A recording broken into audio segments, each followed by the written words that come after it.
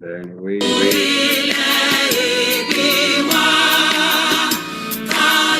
National anthem of the newly formed Ududuwa Nation.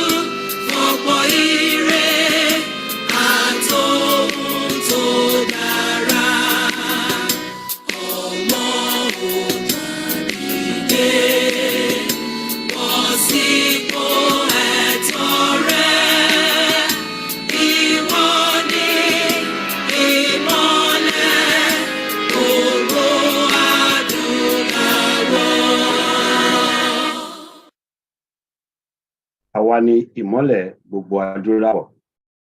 Ẹ jẹ́ kí a ṣiṣẹ́ ìmọ́lẹ̀ lẹ́yìn. Bàbá wa Òbí Commander wọ́n ní ẹ̀dá tó mọṣẹ́ ìmọ́lẹ̀ ó máa dá òṣùpá lóró. So ìwà ìmọ́lẹ̀, ọ̀rọ̀ ìmọ́lẹ̀ ni kẹ́ jẹ́ ká sọ. Ọlọ́run á fún wa ṣe. Ẹ jẹ́ kí n pe our director kan wá fún wa ní ọ̀rọ̀ ìṣítí ká tó bẹ̀rẹ̀ program yìí. Thank you very much. Ẹ ṣé gan ni. Ẹ káàárọ̀, ẹ káàsán, ẹ kálẹ́ níbi gbogbo tí a wà lénìí. A dúpẹ́ lọ́wọ́ Ọlọ́run tó kà wá yẹ. Mo dẹ̀ dúpẹ́ lọ́wọ́ yín pé a pè yín ẹ̀dẹ̀ jẹ́ wa. Today marks our 124th town hall meeting. We bless Eledumare who has kept us together and given us the strength, inspiration, and love for ourselves and our beloved nation. I have no doubt in my mind that the issue of panelists shall be addressing today have been one of the sources of public verbal attack, causes of public verbal attack, and disagreement and disillusionment among our people. I kindly ask you to share our program invite with your contacts. The more, the merrier. And please, ask those unable to attend our live broadcast to watch the subject matter on our YouTube channel, which is Yoruba Nation Global Directory. Thank you all for your continuous support. I love you all and I appreciate you all. Odùduwà á gbè wá o, kò ní gbé àwọn ọ̀dàlẹ̀. Èmi ni Adéọlá Atayérọ Ọlámìjùlọ. Èmi kò ní dalẹ̀ Yorùbá o, ìwọ ńkọ́? Thank you very much. And ọ̀rọ̀ létí bọ̀ yẹn. Ẹ jọ̀ọ́ ẹ bá pín kíní àwọn ìwé ìfipè ní. Ẹ bá wa pín fún gbogbo contact yìí. Àwọn tó bá lè wá kan wá. Àwọn tó bá lè wá nítorí ìdí kan àbí kejì kí wọ́n lọ sórí YouTube ó máa wà níbẹ̀ wọ́n lè catch up. And I'm calling on Barrister Odumosu to please rán wa létí àwọn nǹkan tó ti ṣẹlẹ̀ sí ìran Yorùbá. Thank you.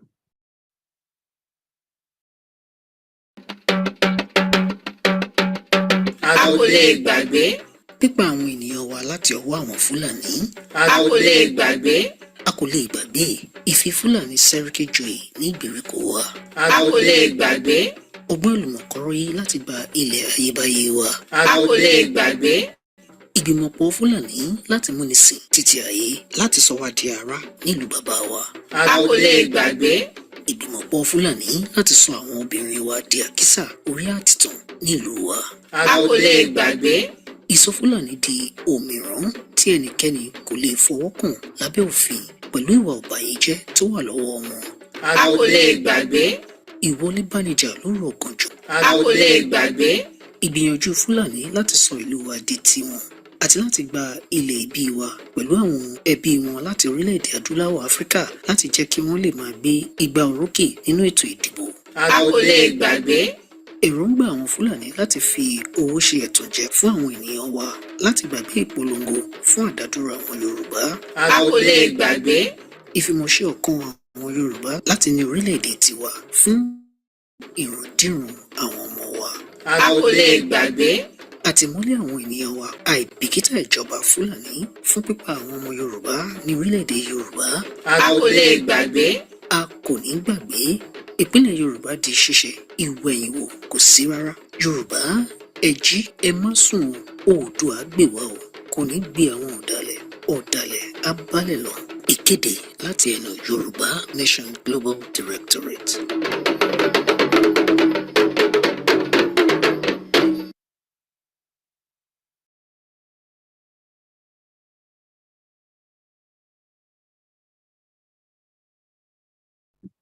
Thank you very much, Barrister Dumosu. Ẹ ṣé gan. Bá a ṣe nígbàgbé àwọn nǹkan tó ti ṣẹlẹ̀, a tún fẹ́ rán ara wa létí àwọn ọ̀rọ̀ tó ń lọ. Gbogbo ohun tó ń ṣẹlẹ̀ ní jákèjádò orílẹ̀-èdè wa. Orílẹ̀-èdè wa náà ṣì ni ká tó gba ìlú tuntun. We are Nigerian nationals, Yoruba citizens.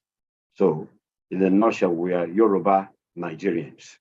So, until such time, when we have been able to emancipate ourselves and our nation, Yoruba nation, become a sovereign nation, she got on so ẹni tí a máa pè ó tọ́jọ́ mẹ́ta wọ́n ní tọ́jọ́ mẹ́ta tàtìrìra wa ẹ̀kọ́ àtijọ́ ni gbogbo wa la ní private life and things that we're dealing with tá a bá rí èèyàn ká mọ̀ wípé ó ní nǹkan tó ń ṣe báwọn bá dẹ̀ gbójú jáde ó tún sì ní ọ̀rọ̀ Yorùbá tó jẹ wọ́n lógún so a ní orí ọ̀fẹ́ lè láti bá arábìnrin Bímbọ́lá Marquis wọ́n wá tún fún wa ní ìròyìn lérèfé. She's going to update us on the news. Thank you very much. Can you help me spotlight her, please, Barrister Dumosu? And I'm sure she's on the program already. Hello, can you please indicate your presence?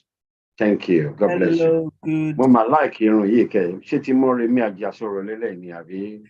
Good afternoon. Good afternoon, everyone. Bímbọ́lá Marquis. I am going to give you the news update. 124th news update of the Yoruba Nation Global Directorate. Here we go. You are welcome to the town hall meeting of the Yoruba Nation Global Directorate, hereinafter referred to as YNGD. The YNGD is calling on Yoruba people to be prepared to pursue self-determination with seriousness, clear knowledge, and understanding of what it entails. This call becomes necessary in view of the policy that intends to impoverish our people. We are witnessing a stage in our history where "May Nigeria never happen to you" is now a daily prayer amongst Nigerians. Moreover, our people are being asked to pay for proof of ownership of a vehicle annually. This is unlawful and unjust, simply because one shouldn't have to buy his car twice. When there is a change of ownership of a vehicle, it remains the responsibility of the citizen to comply with the law by doing the needful. Many of you will recall that the federal government of Nigeria recently signed an executive order directing that proof of ownership would now be paid annually. We can authoritatively say that, going by the Nigerian extant laws, the new directive is unconstitutional and unlawful, and it will further impoverish our people who are already surviving in penury. The YNGD hereby respectfully asks the Nigerian federal government to revisit and repeal this unjust directive. Moving on, doesn't it come as a surprise to all reasonable people that insecurity that has taken over the length and breadth of Nigeria has resurfaced? The YNGD is calling on our people to be security conscious and to be careful. Kidnapping and killing of innocent citizens are again being reported in Nigeria. We advise Yoruba citizens to ensure that they do not sleep with their two eyes closed. Masun. Finally, we appreciate all those who have been supporting the YNGT morally and financially. We thank all the directorate staff for their steadfastness. Let's continue to make it grow. Oduduwa Agbewa o, kò ní gbọ́dálẹ̀. My name remains Abimbola Marquis. Thank you so much. Over to you, sir. So much. Ìròyìn lérè fẹ́ òun láti gbọ́ yẹn o. Ohun tó kàn nísìnyí ni Barrister Odumosu wọ́n máa play montage wa.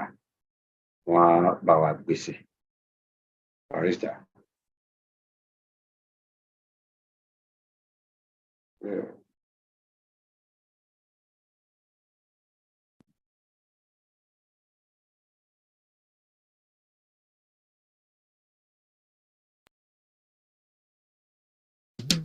bá a bímọ nílé olówó oyè ó lè ṣèṣe olówó bá a bímọ nílé ọlọ́rọ̀ oyè ó lè rìnrìn ọlọ́lá kó rìnyàn fanda rìnrìn ọlọ́rọ̀ ọmọ tá a bá bí ńlẹ̀ yorùbá yẹ kó mọ ti fún tẹ̀dọ̀ ohun àṣà àtìṣe ilẹ̀ yorùbá dẹ́kùndélẹ̀ tó fi mọ́ ìtàn ohun orísun ilẹ̀ yorùbá àtàwọn bíi tó ṣe é múyan gan tó dùn ún wò nílẹ̀ yorùbá ẹ wo ẹ̀rìn ìjẹ̀ṣà waterfall kẹ́ẹ̀tún wò kọ́gùsì níbi tómi gbóná àti tútù ti pàdé ìdẹ̀rẹ̀ hill nínú odò ńkọ́ àtòkè olúmọ lẹ́gbàá lákè nání ohun anílà nání ìdí ẹ̀ gan nìyí tí yorùbá nation global directorate fi gbé ètò kan ràbàǹdẹ̀ kalẹ̀ ní gbogbo ọjọ́ àbámẹ́ta ọjọ́ sátidé fún gbogbo ọmọ yorùbá láti kẹ́kọ̀ọ́ mẹ́kọ̀ọ́ kọ́gbọ́n mọ́gbọ́n nípa àṣà ìṣe ìtàn ìṣẹ̀dálẹ̀ àti òkodoro ọ̀rọ̀ nípa yorùbá tó fi mọ́ ohun tó rọ̀ mọ́ ìjàngbara fún orílẹ̀-èdè yorùbá ẹ ṣáà mọ̀ pé bí olóde ò bá kú ojúdere ò ní wú koríko àìsí níbẹ̀ sì láì bá wọn dá sí wọ́n pín kò kàn mí onítọ̀hún ò yọjú síbẹ̀ ní.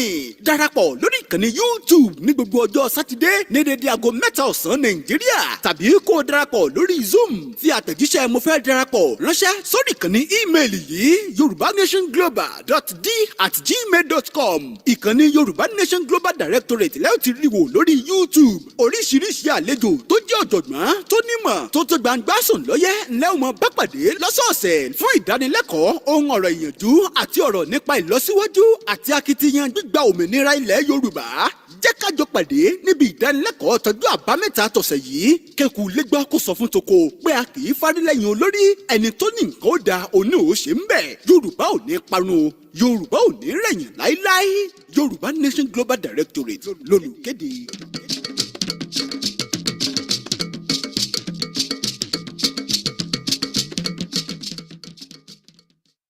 Don't start. Thank you very much. Ẹ ṣé gan. Nǹkan tó kàn nísìnyí ni pé we need to call our elder, Apostle Raphael Adebayo. Wọ́n á bá wa sọ àwọn nǹkan tí wọ́n ti máa ń bá wa sọ tẹ́lẹ̀. Wọ́n ní díẹ̀ ó tó nínú Ọlọ́run. Wọ́n dẹ̀ ní òkè báyìí lọ́wọ́ afúnni ló ń gbé. So bàbá wa tún wá appeal sí wa. Pípé kẹjọ owó yín pẹ̀lú orí ọ̀fẹ́ Elédùmarè. We can tell you that on this platform, in this organization, we have a balance in our account. Dárúkọ ẹnì kankan but tẹ́ bá wẹ̀yìn ẹ rí pé it's not the same elsewhere. So bàbá bá wa sọ̀rọ̀ and we're committed to continuous transparency, accountability, on how your money is being disbursed. So ẹ jẹ́ kí n má gba ohun lẹ́nu bàbá. Wọ́n á bá yín sọ̀rọ̀. Ẹ jọ̀ọ́, Èdùmàrè á fún wa ṣe. Thank you. Over to you, Apostle Raphael Adebayo. Thank you.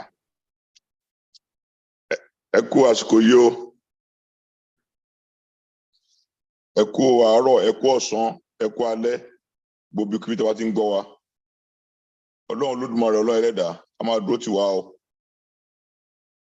Ọjọ́ kí n ti ọjọ́ òní tì wá o. Ìlọsíwájú la máa rí o. Fẹ́ kí gbogbo wa tá wà ní ìkànnì ní pé ẹ kú àsìkò yìí o. A fẹ́ dúpẹ́ lọ́wọ́ gbogbo àwọn tí wọ́n ti ń fún wa nínú ẹgbẹ́ yìí tí wọ́n dẹ̀ dúró lójúmọ́ ni wọ́n fi owó sílẹ̀ tí wọ́n jẹ́ kí àpò ẹgbẹ́ kó jẹ́ òfo. A dẹ̀ dúpẹ́ fún àwọn àkáńtàntì wa náà tó ń sọ pé wọ́n ń ṣe bó yẹ kó lè ṣe láti pé wọ́n gba owó lọ́wọ́ wa àti àwọn tó wà ní secretariat àti ṣe gan o. Ilẹ̀ Yorùbá gbé wa o, kò ní gbé àwọn ọ̀dàlẹ̀ o.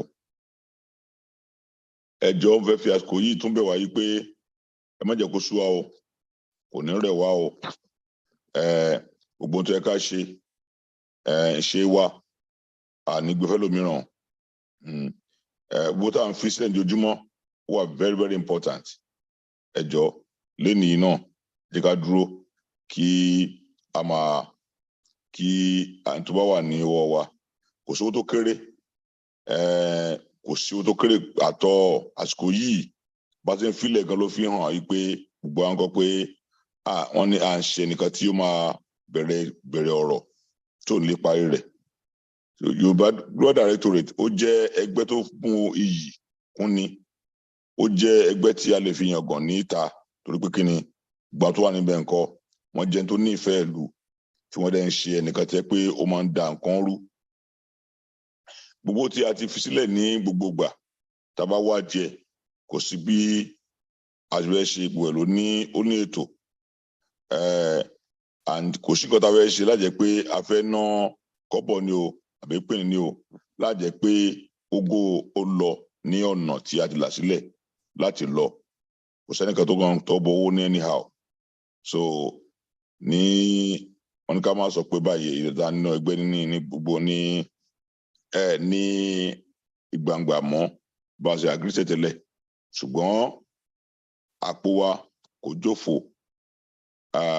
And lọ́rùn gbogbo ẹgbẹ́ tó wà nílẹ̀ Yorùbá a rò pé Ọlọ́run jẹ́ kí ajọ́ kan nù wọ́n tẹ́ pé à ń ṣe pẹ̀lú ìrònú, pẹ̀lú ìbẹ̀rù Ọlọ́run Olódùmarè, pẹ̀lú ìbẹ̀rù àwọn tí wọ́n fún wa lówó, àwọn tó ń jẹ́ pensioner tẹ́ pé gangan every time they give to us. So ẹ ṣé o. Lówùúrọ̀ yìí ẹ má jẹ́ kó jẹ́ ọjọ́ tí a tún máa tún dáwó. Ẹ jọ̀ọ́ mo fi Ọlọ́run bẹ̀ wá ni. Ọlọ́run ní dójú tì wá o, Ọlọ́run máa dó tì wá. Mo ń tà fẹ́ ṣe náà a ṣe fún wa o. Ilẹ̀ Yorùbá bí tá a ti wá sí ní lọ́kàn tá a ṣe ń lọ bẹ́ẹ̀ ló ṣe máa rí o. Ilẹ̀ Yorùbá ò ní àní gbẹ̀yìn o.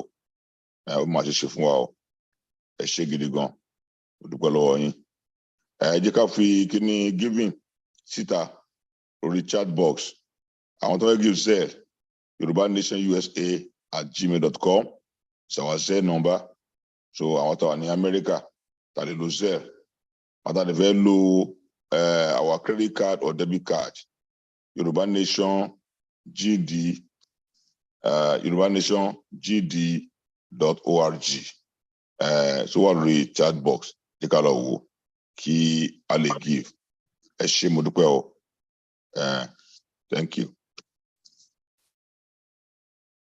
Thank you very much. Ẹ ṣé Apostle Adebayo.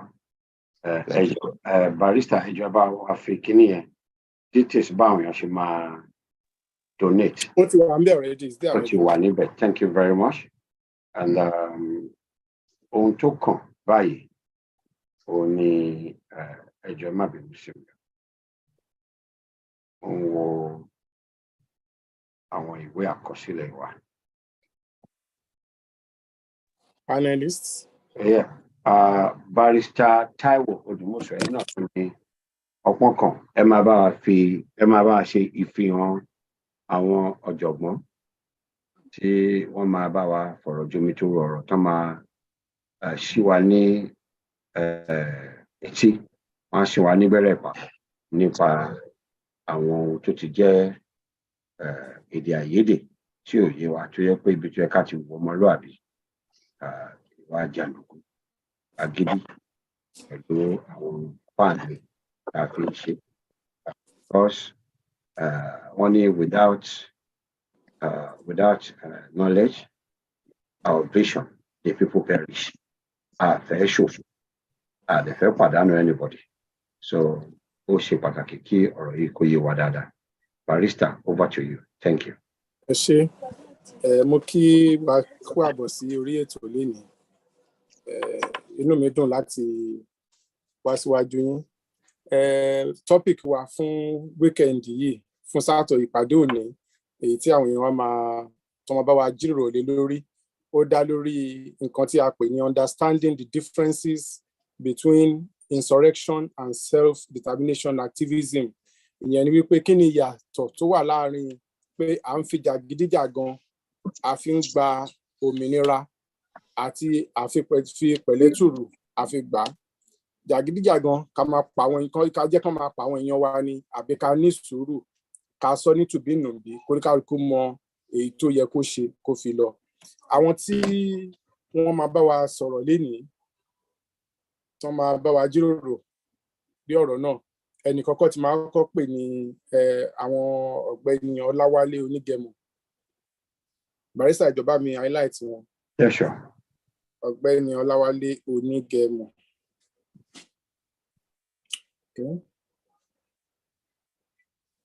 Ẹ ṣeun, ẹ kú àbọ̀ sórí ètò náà sà. Ẹnì kejì wọn wà ní tí mo máa pè ní àwọn ìyá wa Mrs. Sandra Púpọ̀ọlá.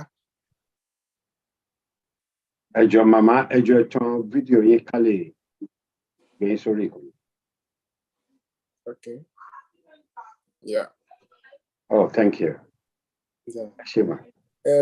Ẹnì kẹta tí mo máa pè, àwọn ó ti pẹ́ ta tí ń wá bá ṣe máa wọ́ wọn wá sórí panel wa ṣùgbọ́n inú mi dùn pé wọ́n fà wọ́n wọlé lénìí.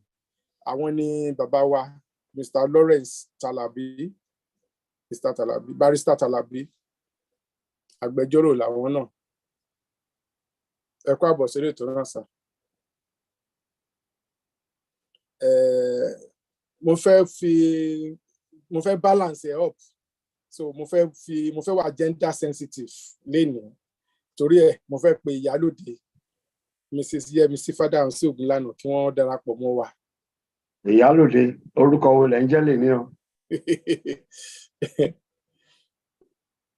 Ibùlẹ̀ wa o. Ibùlẹ̀ wa o. I'm in already. Orúkọ wo lẹ ń jẹ́ lè ní, torí wọ́n ní orúkọ tó bá wọlé là ń jẹ́ lẹ́yìn odi o. Comrade. Thank you. Ẹ ṣé. Yes. Dr. Biyo Yefule. Ṣé wà ń lé sà? Bàbá wà lórí ìjókòó, mo ti rí wọn. Ẹ kú àbọ̀ sórí ètò náà. So, Barrister, ẹ wá gbé fún àwọn tí wọ́n máa bá wa ṣètò. Ọ̀la, mo fẹ́ fi Dr. Yefule kí ni ẹ̀ ń sá, ó sá káàkiri. Mo ti rí yín sá, kò ń ṣàtọ̀dọ̀ yín. Àwọn ará village ló láyé wọ́n fẹ́ dì pẹ̀lú mi, ọ̀lẹ̀ mọ̀ pé àkàrà ògùn náà fẹ́ dì pẹ̀lú. Ẹ ṣé. Wọ́n tí mo ọmọ gbógun gbòòrò ni. Oh, thank you. Ẹ ṣé sà, wọ́n mọ̀ pé mo ti visit yín ní Ìjẹ̀bú nìyẹn. Wọ́n ọmọ yẹn ni o.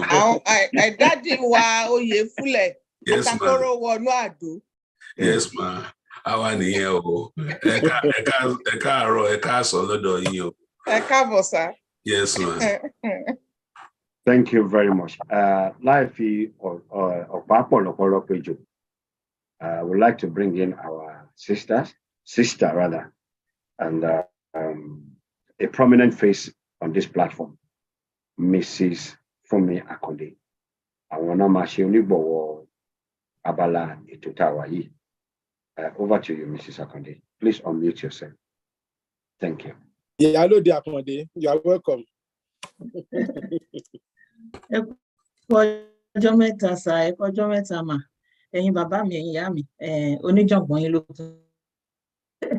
Tí màmá gbé Yorùbá yẹn fúnra wọn, ẹ gbà mí láyè kí n tún ṣe bẹ́ẹ̀. Èmi náà mo ti ń improve ara mi, ẹ ṣé gan ni. Ẹ káàbọ̀ sórí ètò ilé ni ẹ̀yin ìyá mi tá wà lórí ìjókòó àtàwọn tó ń wò wá láti ilé àtàwọn tó máa dẹ̀ ṣì wá lọ́jọ́ iwájú. A kí yín lénìí, a dúpẹ́ tí a pè yín tí ẹ̀dẹ̀ jẹ́ wa. Èní yìí Elédùmarè ní fi ṣe àṣemọ́ wa. A sì máa ní àǹfààní láti máa wá ní every Saturdays bọ́n ṣe ṣe YNGD Montag. Ẹ ṣé gan ni. Mo kí àwa tá wà lórí ìjókòó náà tá máa wà lórí panel. Mi ò ń ṣàjòjì yín, so mi ní kí yín jù, mi dẹ̀ ní sọ̀rọ̀ jù. Ìyálóde, mo ti dárúkọ yín, mi dẹ̀ fẹ́ dárúkọ yín, ó kàn tó wá sí mi lẹ́nu bẹ́ẹ̀ ni. Ìdílé yín dà. Wọ́n lọ bá mi pé wá ní every next week. Okay. Dr. Yefule náà ẹ kú ọjọ́ mẹ́ta. Yes, ma. Barrister Lawrence ẹ ṣé gan ni torí pé a ti ń pè yín, a ti ń wọ́nà láti pè yín wá tẹ̀lé wá lẹ́nu, ẹ̀yin máa kọ́kọ́ béèrè ìbéèrè lọ́wọ́ yín sókè máa gbáradì.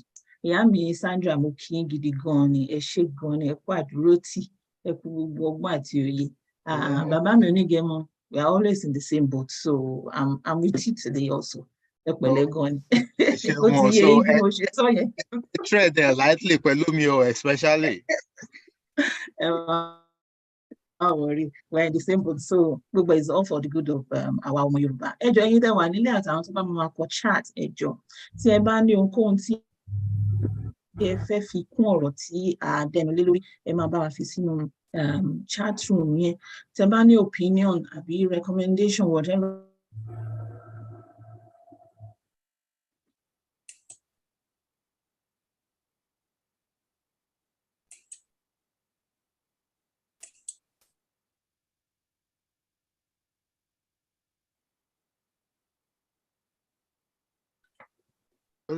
What you are frozen.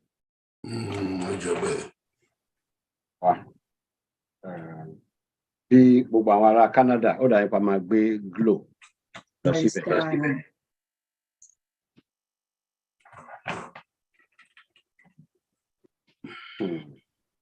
Ẹ má bínú, kí ìyá wa tó join wa, we do watch the broadcasting services in time past used to do. We take this as our interlude. Tọ́n bá ti gbójú jáde gbàrà, a continue níbi tá a dé dúró.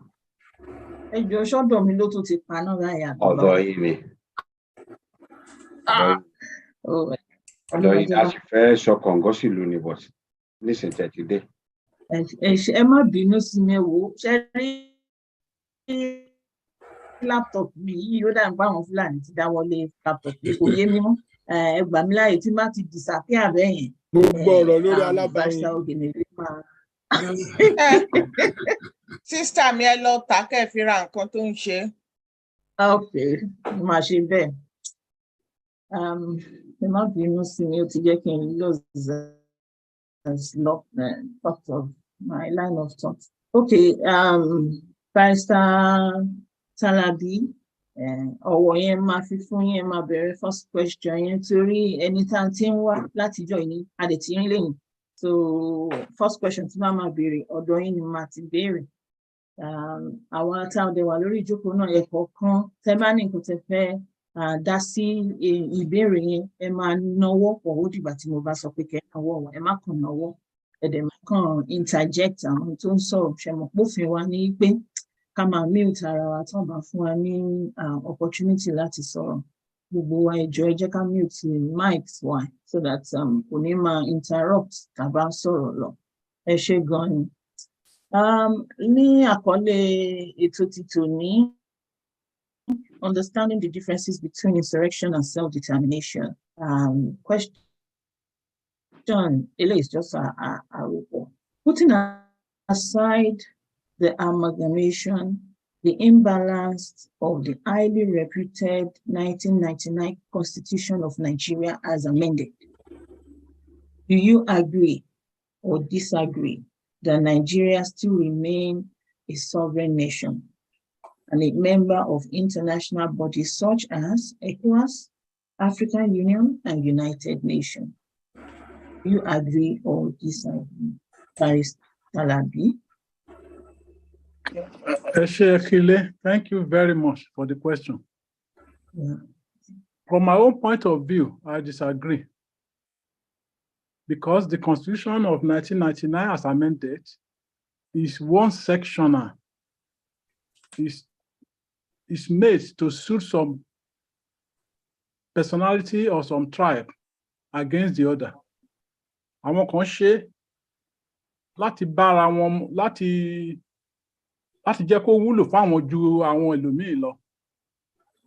Tẹ́ bá wò ìta lè sọ pọ̀ nú ẹ̀ ṣùgbọ́n jẹ́ kí n kàn mẹ́nu bà díẹ̀. Ṣé lọ́n kankan sún ẹ̀ bẹ́ẹ̀ ni pé Muslim nìkan ló wà ní Nàìjíríà. That's number one.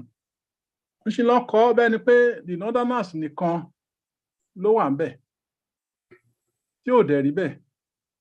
Kò jẹ́ ká lè bá àwọn àjọ àgbáyé àbí àwọn àjọ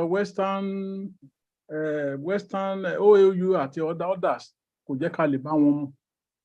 Torí pé èdè mẹ́ta tó jẹ́ pàtàkì tá à ń sọ lórílẹ̀-èdè Nàìjíríà òun ló yẹ ká follow ká sì gbé lẹ́sẹsẹ láti bára wa mu kó lè jẹ́ federation.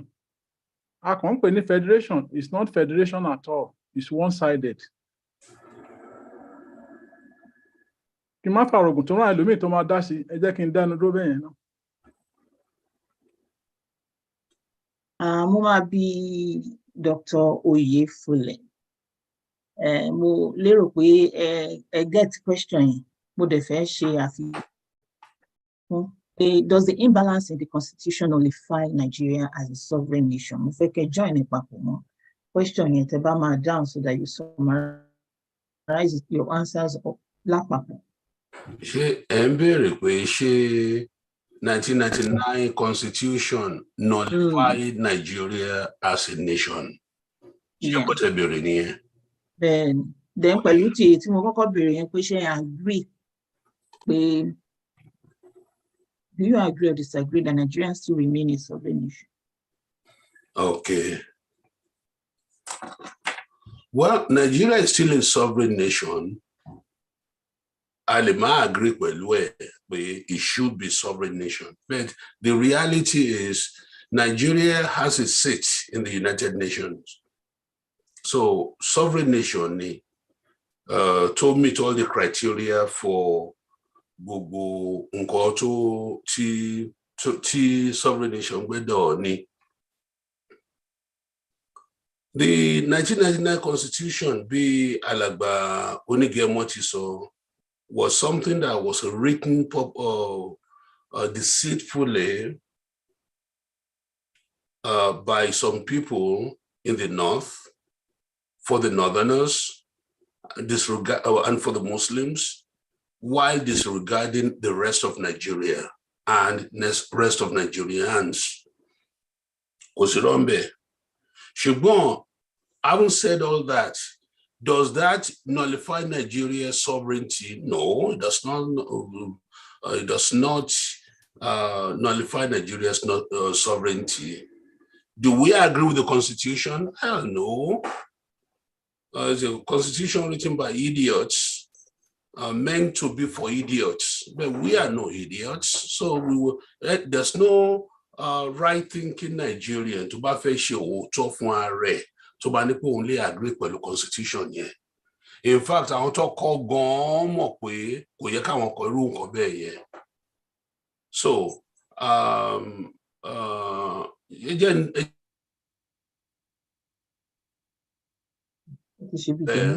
for the next question. Okay. Hello to. Ẹ ṣé gan ni Dr. Oyefule. Máa darí question yìí sí màmá mi Popoola àti àwọn ìyá méjèèjì wa wọ́n máa answer question máa dáhùn ìbéèrè yẹn. Okay, gbáradì. Would you say citizens and indeed the indigenous people have rights within the ambit of the law? So, answer question. Would you say the citizens and indigents have the rights and the ambit of the law? Gbogbo kini yìí ó determine lórí pé sovereign nation as Yorùbá, self-determination. ṣé a ní ambit right within our ambit, within the law against self-determination? So the question is, Shani, right under the Constitution to have a right to self-determination, not as a right to be citizens? Citizens. Citizens, whether citizens definitely have a right under the UN Convention and also the African Union Convention.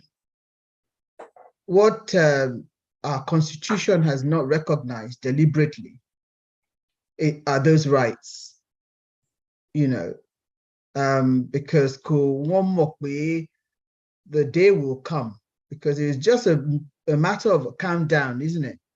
From 1914, you take it 100 years and it's 2014. So they knew the dawn was coming and therefore deliberately took out that critical element which gives the right to the people.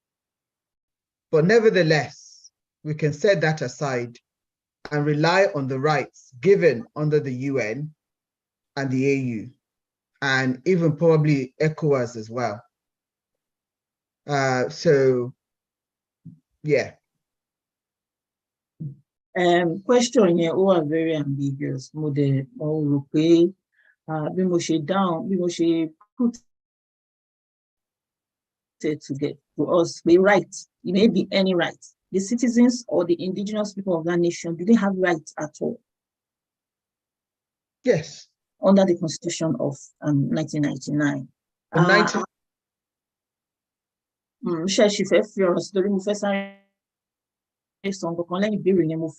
Anybody to ban to say hard no koti and so my barrage miniketi no wo Emma no what ya the basorot our opinion no so anything to ban that is so lori or theater so shocking. If she gone mama people that you can continue.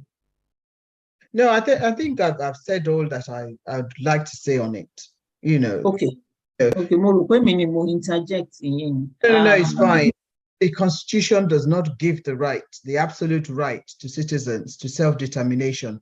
There are other laws, legislation in other parts of the world which gives that right. And one can rely on those ones, even if our Constitution does not, because our Constitution was written deliberately to omit those things, to omit the rights of the people, which is about trampling on their rights as human beings and as indigenous people. They deliberately trampled on our rights. So Eshegoni.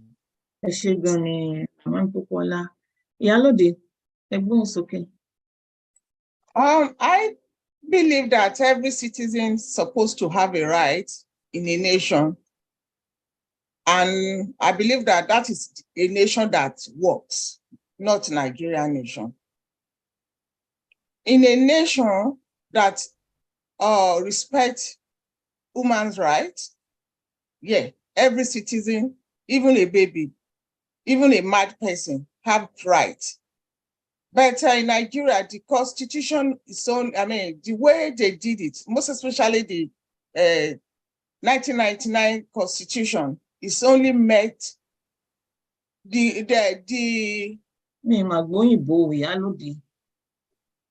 and may I know here Yoruba today too.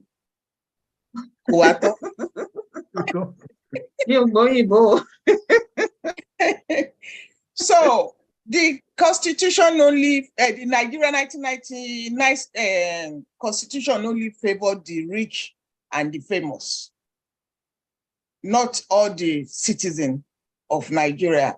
And I believe that's the reason why everybody wants to live. Because when you look at the Constitution, I read a little bit of it. It's all about the Northerners, about Muslims, as if it's only Northerner and the Muslim that is that are called Nigeria. So we're supposed to have the right, but we don't because of the Constitution that we have.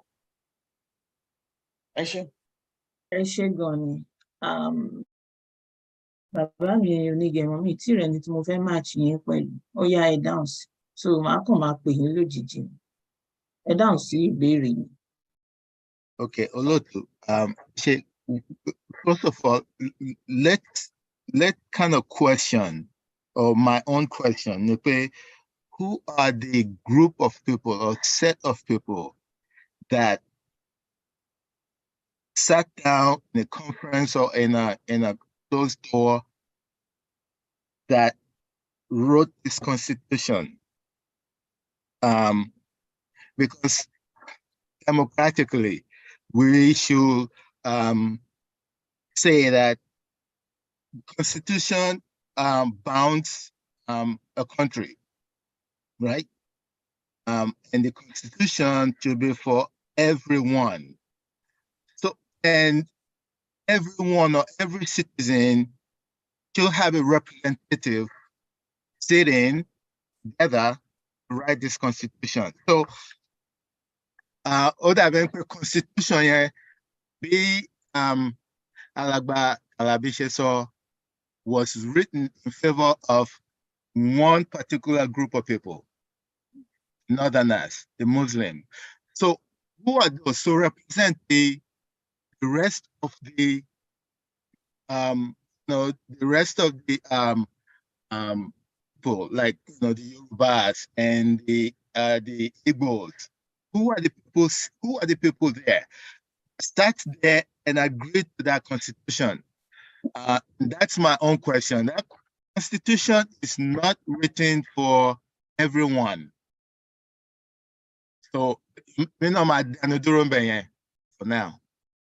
Ẹ ṣé gan ni. Bí ó ti lè jẹ́ pé Nigeria is still a sovereign nation. I agree. Ṣé our citizens ṣá ní right àbí ní right under that same constitution tó fi gbé sovereign nation Nigeria sílẹ̀? Èrò wa láti sọ yẹn, àwa táwa ní audience, ǹjẹ́ a ní anything a fẹ́ sọ nípa ọ̀rọ̀ yẹn?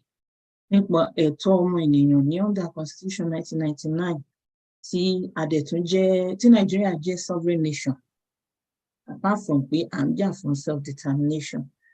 Ẹ jẹ́ ká nawọ́ wa sókè tí anybody bá ní anything, or otherwise ẹ jẹ́ ká kọ sínú chat ká máa bẹ́tò lọ nígbà náà. Máa fún wa láǹfààní láti máa ronú sí lọ bí a ṣe ń tẹ̀síwájú. Bàbá mi Onígẹmọ, ẹ̀yin ni ẹ máa bá mi dáhùn ìbéèrè yìí. Although ó base lórí pé gbogbo nǹkan tá a ti sọ síwájú, I haven't discussed the two salient questions. Kindly define.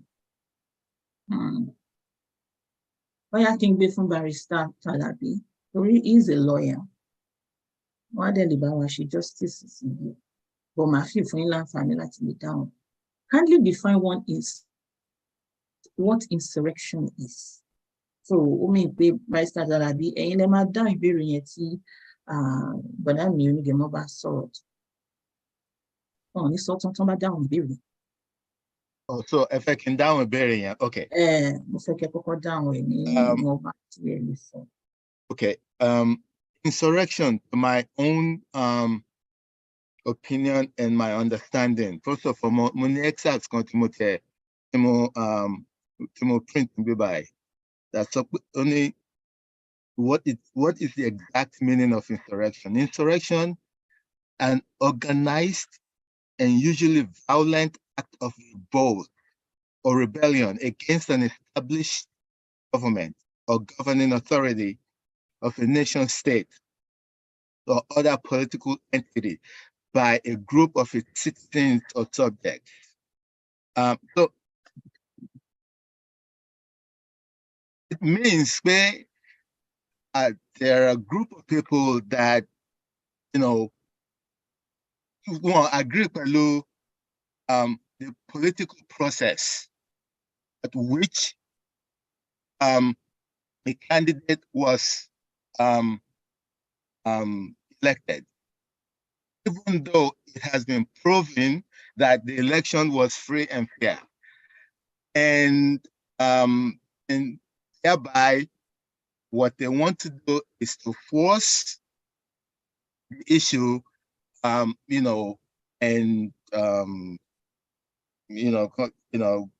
jump, like to create a problem, violently. Madam Drobe for now. I will leave the floor for a barrister. Ẹ ṣé olóòtú. Ẹ ṣé gan ni, ẹ try gan ni. Barrister Talabi, ẹ lè bá wa dé ilé ọ̀rọ̀ yẹn díẹ̀. Ẹ ṣé, thank you very much.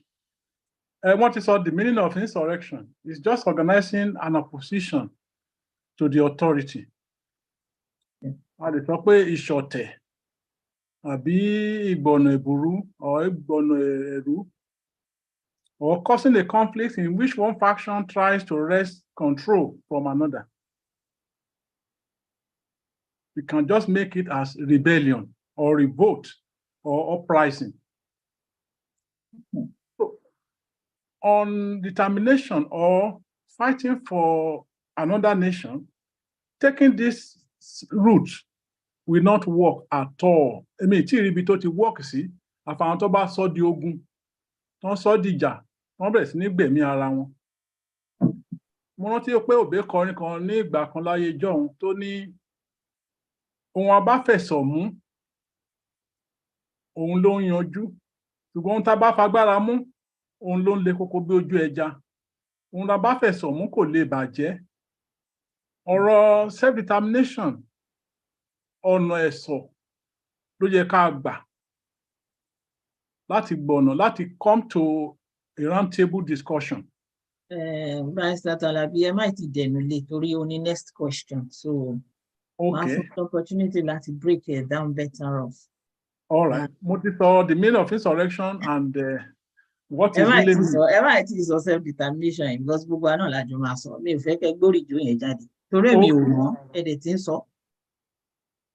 Jẹ́ gbogbo nǹkan tán kọ yẹn òyìnbó ni kò dẹ̀ ń ṣe dé abínibí mi. So mi ti ẹ̀ gbóyìnbó yẹn rárá. Ẹ má jà sọ òyìnbó mọ́. Okay, mo rò bí ti insurrection ti yé wa.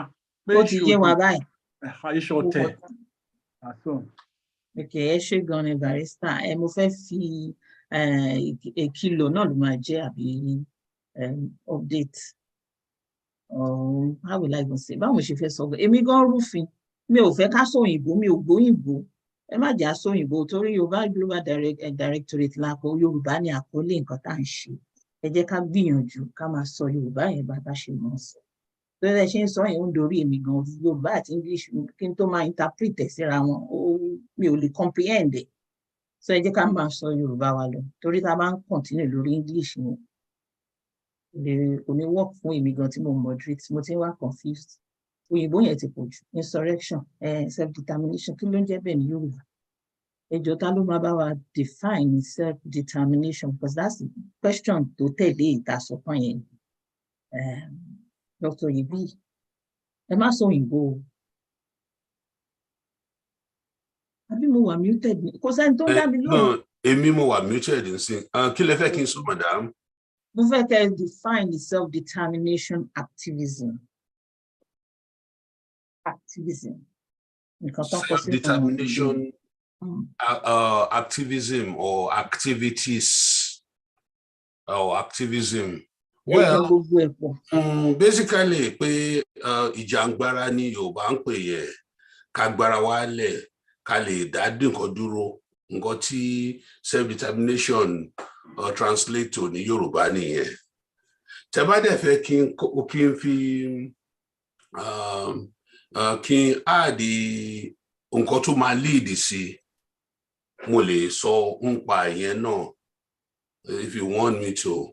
Mo lè go back into tèmi history mo believe ni pé unless we understand what happened in the past, a lè ṣe àmà mọ̀ nǹkan tó ṣẹlẹ̀ sí.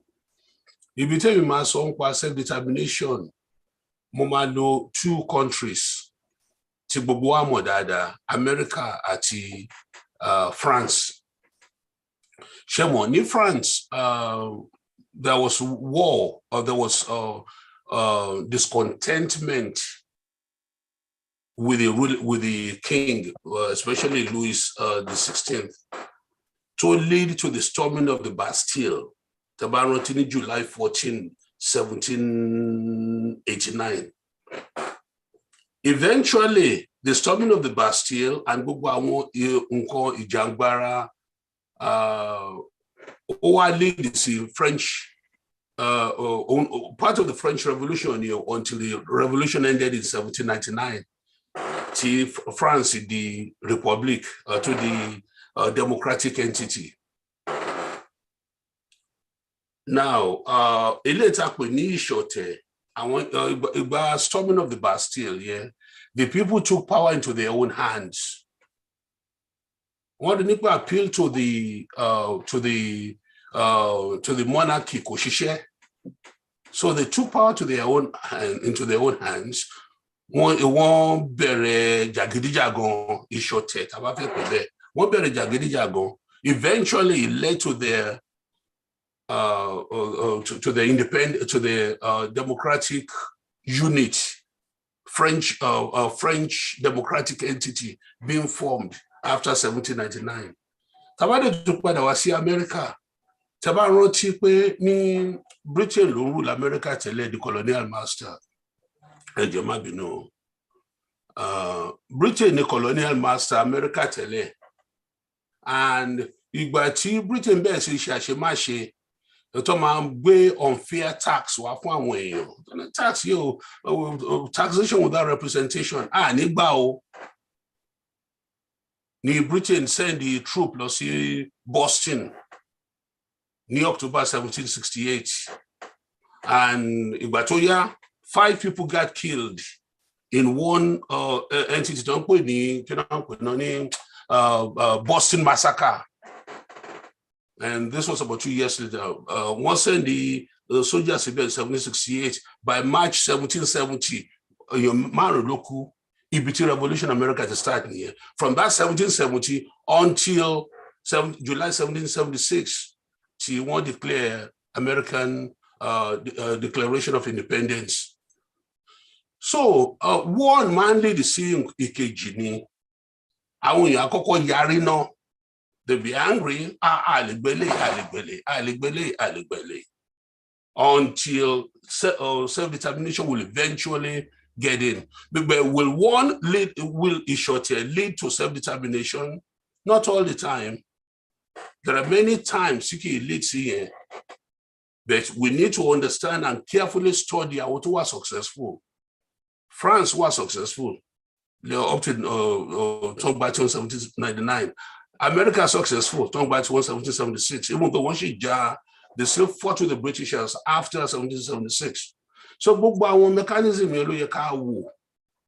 I mean, more precaution very low me call you, but our mechanism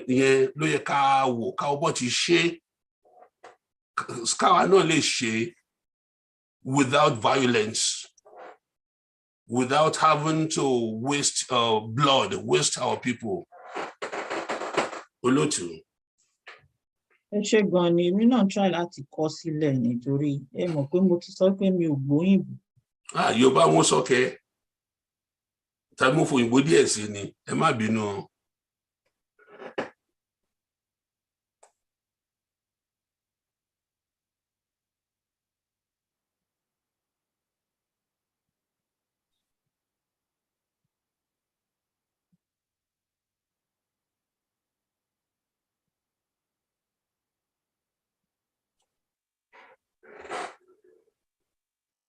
Boyimo, moderator. Olotu. Freeze. Yeah, I don't want to freeze.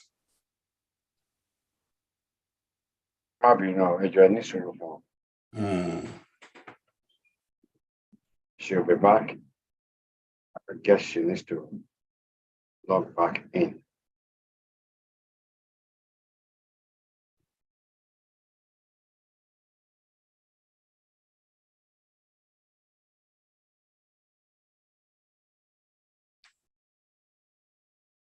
Ẹ má bínú sí mi, mo ní láti switch ni. Mo dẹ̀ ti dá ọ̀rọ̀ sílẹ̀ ẹ̀yin èèyàn mi. Ṣé ẹ gbọ́ mi? Àti gbọ́ sí. Kọ̀mpútà yẹn ló ń ṣe bó ṣe ń ṣe. So device mi ni mo ń lò, fóònù mi. Ó possible kó jẹ́ pé ẹni máa rí ojú mi tí mo bá pé mò ń sọ̀rọ̀ because ẹ̀rọ tó wà lọ́wọ́ mi náà ni mo ṣe máa béèrè ìbéèrè. So ẹ gbà mí láyè láti máa ṣe bí mo ṣe ń ṣe yẹn. Ẹ má bínú, ṣé gbọ́. Nǹkan tí mo sọ ni pé Dr. Oyefule try láti break down self-determination nìyẹn. Èmi náà wá try láti kọ sílẹ̀ ní èdè Yorùbá náà fi sọ, mo wá fẹ́ kọ ní Gẹ̀ẹ́sì. Ṣé mo pé mo dẹ̀ ló máa ń papọ̀ bákan. So nǹkan tí mo kọ sílẹ̀ ni pé understanding the mechanism of self-determination. Mo wá bi Dr. Oyefule pé ṣé nǹkan tí mo sọ yẹn ṣó correct àbí kò correct? Torí orí fọ́nrán la wà táwọn èèyàn bá máa gbọ́ wa lọ́jọ́ iwájú á lè yé wọn. Bẹ́ẹ̀ ni madam olóòtú ká study àwọn tó ti successful tẹ́lẹ̀. Tá bá ti study wọn ká yọ violence kúrò nínú ẹ̀. One factor tí Yorùbá ò fẹ́ ṣe ni pé ká lọ máa ja ogun tó máa lead sí violent confrontation. We need to find we need to find legal, a diplomatic way of getting what we're looking for. Sure. Mo máa bọ́ sí ṣé that same question tí mo béèrè yẹn ó máa wù mí kí màmá mi Pópóọlá káwọn náà sọ meaning self-determination ní ṣókí. So ní ṣókí, so ọ̀rọ̀ jàǹgbára ó jẹ́ òdì ìṣọ̀tẹ̀ gẹ́gẹ́ bí èmi ṣe rí sí pé àwọn èèyàn wọ́n wá pọ̀ wọ́n sọ̀rọ̀ nípa ẹ̀ pé òkè báyìí la ṣe fẹ́ ṣe bá ṣe fẹ́ lọ nìyí láì síjà láì sí pé èèyàn kankan kú láì sí ìtàjẹ̀sílẹ̀ pé nǹkan tá à ń ṣe ń sìn yìí o kò bá wa lára mu, ẹ jẹ́ ká tún tò, ẹ jẹ́ ká tú sílẹ̀ ká tún tò. Àtẹ bá máa tú sílẹ̀ tẹ́ tún tò yẹn kò ń ṣe pé ẹ gbébọn ẹ gbọ́ta ẹ gbé gbogbo ẹ̀, ọ̀rọ̀ náà lẹ máa sọ, tẹ máa jókòó pọ̀ tẹjọ máa sọ, tẹjọ máa wò bí ẹ ṣe fẹ́ ṣe bẹ bí oníkálukú ṣe fẹ́ pín nǹkan ẹ̀ gẹ́gẹ́ bí ó ṣe rò pé òun lòun ní nǹkan òun. So bẹ́ẹ̀ nǹkan tèmi rí sí ọ̀rọ̀ ìjàǹgbara self-determination nìyẹn, nítorí pé kí ni right èèyàn ni, nǹkan tó bá jẹ́ nǹkan tèèyàn kò ṣe dìgbà téèyàn fi jàgídíjàgan gba nǹkan náà lọ́wọ́ ẹ tó gbà lọ́wọ́ ẹ̀ kó tó di pé wọ́n gbé nǹkan ẹ̀ fún padà. Tó bá jẹ́ pé wọ́n recognize pé nǹkan tiẹ̀ ní kíní yìí. Recording in progress. Tó bá mo wá ètò ṣe yẹ kó. Èmi ní ọ̀dọ̀ mi ló máa ti jáde.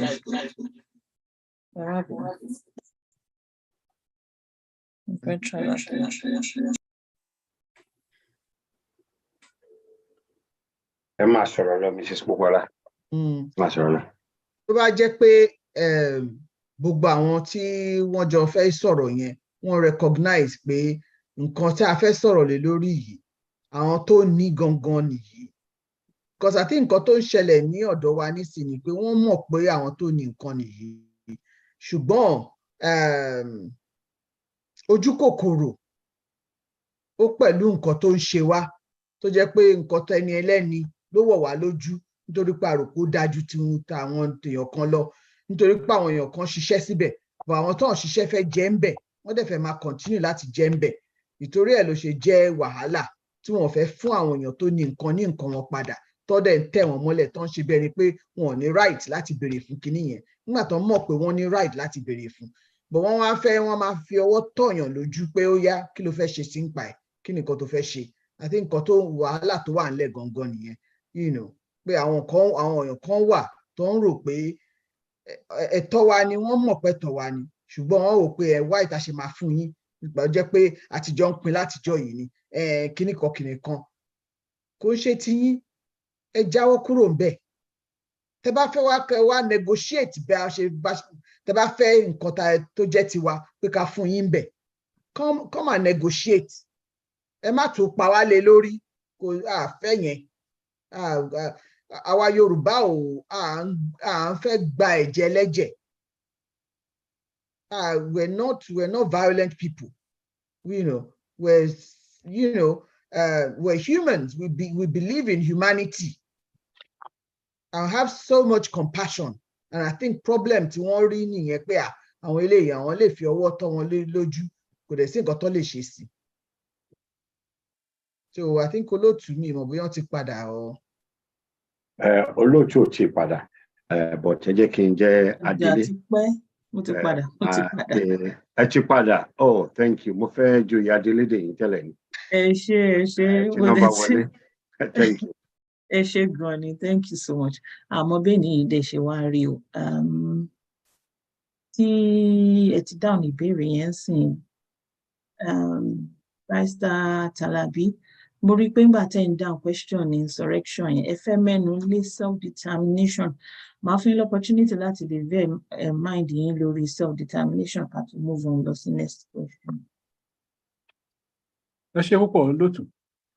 Gẹ́gẹ́ bí a ti ń gbọ́ lórí àwọn panelists tó ń sọ̀rọ̀, a rí pé self-determination yẹn ohun tó jẹ́ tènìyàn tó fẹ́ gbà ní ìtùbínùbí,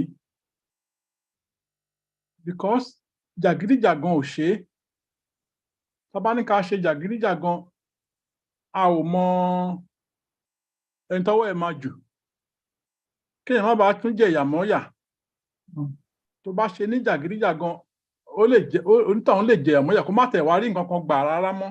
Ní tó jẹ́ ẹ̀tọ́ èèyàn wá gbà tipátipá lọ́wọ́ ẹ̀ tó jẹ́ pé á wá dẹni ẹ̀yìn, á wá kó tẹ̀ ní wá lẹ́nu ọ̀rọ̀ mọ́.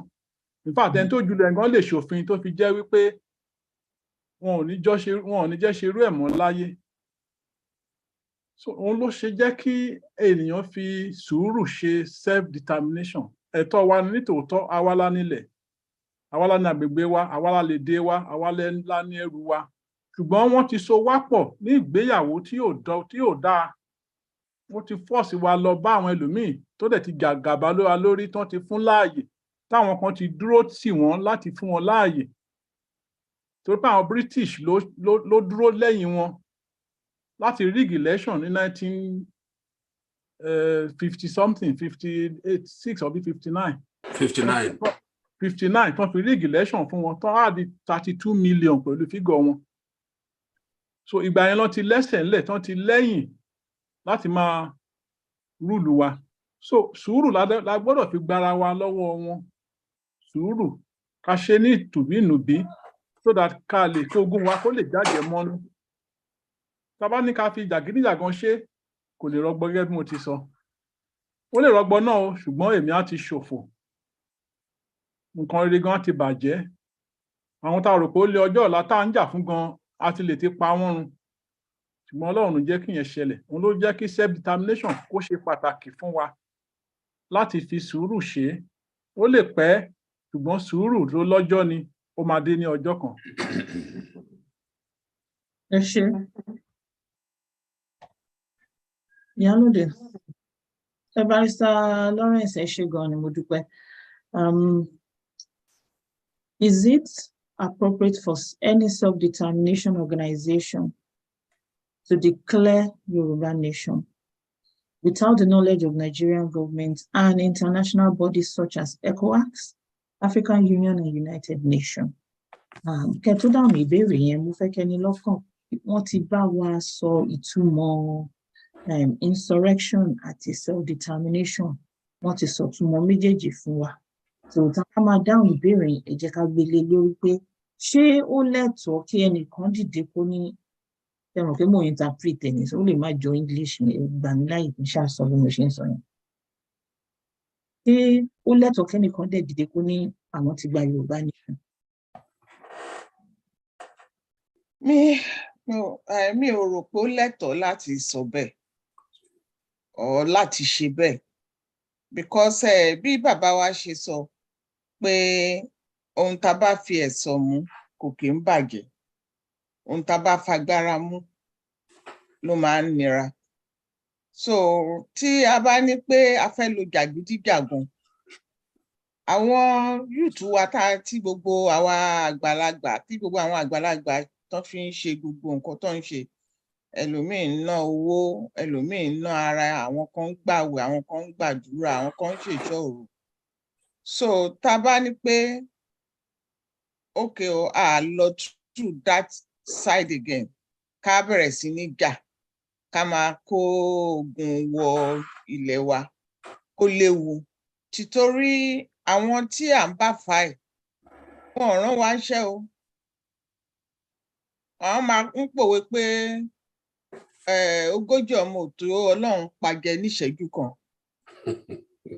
nítorí pé àwọn ọmọ tí wọn ò sí ńbẹ̀ gbogbo àwọn ọmọ wọn náà ti wà láàbúrọ̀dù tán mú gbó kiri so àwọn tó wà Nàìjíríà àwọn ọmọ tó wà Nàìjíríà ìṣẹ́ ń ṣẹ́ wọn ìyà ń jẹ wọn kò kàn wọ́n because àwọn ọmọ tí wọ́n máa gbé private jet láti Nàìjíríà lọ ra ice cream ní Dubai so àmọ̀rí ìbáàkú ni gbogbo àwa citizen lójú wọn kò wọ́n rán wa ńṣẹ́ rárá so pé a fẹ́ lo jàgídíjàgan mi ò rò pé ó máa work in the sense pé tá bá ní jàgídíjàgan la máa fi ṣe ẹ̀mí tó máa lọ á pọ̀ torí àwọn people wọ́n rán wa àtọ̀ so mi ò believe pé jàgídíjàgan ló dá mo believe pé ká ṣe ká máa ṣe wẹ́rẹ́wẹ́rẹ́ bá ṣe ń ṣe ìgbà tó bá dẹ̀ tó àkókò lójú Ọlọ́run á dá sọ̀rọ̀ wa. Ṣé gan ni Ìyálóde mo dúpẹ́ fún ṣókí bó tilẹ̀ jẹ́ pé ẹ ṣe máa sọ tọkàn yín ṣá ẹ̀dẹ̀ tí fọ́ bá lè fún mi ẹ ṣé. Bọ́dá mi ò ní gẹ̀ẹ́mọ ẹ̀yin ló kàn o mo ti gbé wá sọ́dọ̀ yín. Is it appropriate for any self-determination organization to declare Yoruba nation without the knowledge of Nigerian government and international bodies such as ECOWAS, African Union and United Nations? Bearing in mind the question, mo fẹ́ kí ẹ fi òye gbé pẹ̀lú gbogbo nǹkan tá a ti ń sọ láti ẹ̀yìn náà dẹ̀ ti fẹnu lọ́lọ́ self-determination and insurrection. Tá a bá ní méjèèjì yẹn lọ́kàn, a fẹ́ kẹ́ fi dáhùn ìbéèrè yẹn. Ṣé ó lẹ́tọ̀ọ́ tí ìlú kan ṣì wà lábẹ́ ìlú kan tó dẹ̀ ṣì wà pẹ̀lú international body náà láti káwọn kan dẹ̀ dìde pé àwọn ti gba orílẹ̀-èdè wọn? Mo ti fi mo interpret sí Yorùbá fún yín bóyá ẹ bá mi dáhùn ìbéèrè yẹn ṣe. Ẹ ṣé olóòtú kò lẹ́tọ̀ọ́ and reason tí ṣe máa sọ pé kò lẹ́tọ̀ọ́ ni pé first of all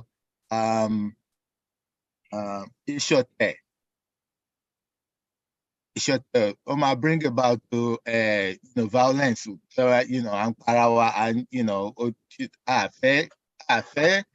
àfẹ́ gba orílẹ̀-èdè wa pẹ̀lú ìṣọ̀tẹ̀ àfẹ́ gbà á pẹ̀lú ìjàngbara meaning pé àfẹ́ apply diplomacy and àfẹ́ láti take step towards the sovereignty and kí ni bí Dr. Oyefole sọ in order láti sọ pé ìlú a country is a country wọ́n láti ní sovereignty and that sovereignty meaning pé all the other national bodies wọ́n láti recognize on OAU and wọ́n láti recognize wa. Báwo ni a ṣe máa sọ pé a ti gba ìjọba àti di orílẹ̀-èdè tí ò bá sí pé àwọn international bodies tá à ń sọ yìí tí wọn ò bá mọ̀ nǹkan pa ẹ̀ tí ìjọba orílẹ̀-èdè a fẹ́ yapa kúnú ẹ̀ ò bá agree báwo la ṣe fẹ́ kò possible àwọn tó kàn ń sọ yẹn wọ́n kàn ń sọ wọ́n kàn oríṣiríṣi láti fi gba oyè láti fi for tí ń pè láti fi gbéra wọn ga lórí irọ́ mi ti máa dánu dúró nìyẹn olóòtú. Ẹ ṣé gan ni bàbá mi nígẹrun try. Mo máa bọ́ sí ìbéèrè ìbéèrè tó tẹ̀lé yìí yẹn but àwọn tí wọn ò dáhùn sí èyí tí mo béèrè tán lórí pé ṣé ó lẹ́tọ̀ọ́ kí àwọn kan dìde mo rí fàṣí barrister Talabi, Dr. Yefule àti màmá mi Kúkúlá ẹ̀ dáhùn sí ìbéèrè yẹn. But ẹ bá nìkan láti sọ lórí ẹ̀ lórí question tí mo máa béèrè yìí, màá fẹ́ kẹ́ join ẹ̀ mọ́. Kẹ́ hard nǹkan tẹ́ fẹ́ sọ yẹn, kẹ́ hard ẹ̀ mọ́ question tí mo fẹ́ béèrè yìí. Màmá mi Kúkúlá, isn't diplomacy, that is lobbying, and following the legal route, if it means taking the federal government of Nigeria to court, is it not more honorable option in tandem with Yoruba Omoluabi Eto? Mute ara yín. Ẹ ṣé gan ni. Ṣé rí nǹkan tó wà ń bẹ̀ ni pé to avoid chaos in the whole world, all countries, sensible countries, want to sign this is the order in which things will be done in the world, to avoid wars, to avoid chaos, to avoid destabilization of people. And one of the things tí wọ́n agree on ni pé kó tó di nation, there are certain things tó láti ṣe, there are certain steps that must be taken for you to be recognized as a nation, as a country, as a sovereign nation. And countries have signed up to this treaty, to this agreement, you know. So, ẹni tó bá sọ pé òun fẹ́ declare òun jẹ́ nation, kò follow those steps, ó ń ṣe lásán ni o. Ó máa di nation ní backyard ẹ̀ ni, ní compound ẹ̀, because kò sí ọkàn tó máa recognize ẹ̀, because you have not followed due process. So that's one thing. So àwọn tí wọ́n sọ pé àwọn ti declare yẹn, I think they are just being mischievous in saying that, which is very grave. It's a serious thing to have done that, to have said that, putting people's lives at risk. Because ìlú tẹ́ sọ pé ẹ fẹ́ gba ìlú lọ́wọ́ ẹ̀, kò kàn ní jókòó kó máa wò yín náà, because ẹ fẹ́ da gbogbo nǹkan rú ni, ẹ fẹ́ bring chaos to that nation gan fúnra ẹ̀. So òun náà ò ní jókòó kó máa wò yín. So ẹni tó bá sọ pé òun ṣerú nǹkan bẹ́ẹ̀ yẹn, ó yẹ kí wọ́n bá wí pé ibi tí wọ́n ti kọ́ ọgbọ́n tiẹ̀ o láti padà lọ kó gba owó ẹ̀ padà, nítorí pé bẹ́ẹ̀ kọ́ ni wọ́n ṣe ń ṣe ní orílẹ̀-èdè ayé tí gbogbo wa ń gbé yìí tá a dẹ̀ mọ̀. Ìyẹn kan, ìyẹn kejì, ṣé diplomacy ni the right way ni? Definitely, diplomacy ni is the only way a sensible set of people will come together and say, we want to exercise our right. Fún ìjàngbara pé a fẹ́ gba nǹkan tó jẹ́ tiwa padà. So nǹkan tó wà ńbẹ̀ ni pé ṣé ká gbé government Nigeria lọ sí court? It's part of it. It's part of doing things the legal way, the right way. Pé okay, bí ẹ tá bá gbé wọn lọ sí court láti force hand wọn to come and talk at the table. Come and talk and agree how we're going to share this thing, which belongs to those indigenous people. So yes, but we know Nigeria, the way Nigeria and our politicians behave. Wọ́n máa gbójú sókè, wọ́n máa sọ pé ìgbà náà ńkọ́ court wo ni? Wọ́n lè débẹ̀ tán sí kán máa ṣe oríṣiríṣi. Nevertheless, we have to still go through that route and make sure we do it the right way, the way is expected by nations of nations. So, màá dúró ń bẹ̀ yẹn olóòtú. Ẹ ṣé gan ni màmá mi Kúkúọlá. Dr. Yefule, ẹ̀yin ló kàn, mo fẹ́ kẹ́ fohùn sí ọ̀rọ̀ tí a ti sọ látẹ̀kàn yẹn. Ṣó lẹ́tọ̀ọ́, then isn't lobbying a route in taking a part of a legal route if it means taking the federal government to the court? Is it not more honorable and in tandem with Yoruba Omoluabi Eto? For the previous question, that the treaty, I'm imagine answering together, which will be comprehensive. Okay, Olotu, Eshegon for the time. Otoni, legal route, which includes diplomatic coercion, and legal coercion, so illegal one, legal coercion, and it's no necessary law. We can start with insurrection at Soyetele, Konishishe. Insurrection láìsí ìbọn, láìsí nuclear bomb, láìsí agbára, àwọn onílágbára want to destroy the world. Without those, akọ̀nparọ̀ tó ra wa ni, àdẹ̀ ní gbogbo ẹ̀, àdẹ̀ fẹ́ ní náà. So this is, look, mo sọ lẹ́ẹ̀kan pé insurrection man start to lead to successful self-determination and successful nation forming. Vast majority of others can succeed rather. So do we want a declaration any teeth to it? Any armed forces, any navy, any army, and Kakonlo declare, doesn't make any sense. Make any sense. Madame Solen was mischievous. Madame Obi once was mischievous. It might was simplistic. We can't just sit down and say, okay, I declare you this now your land. But my son Nigeria, where is it done? And where is it done?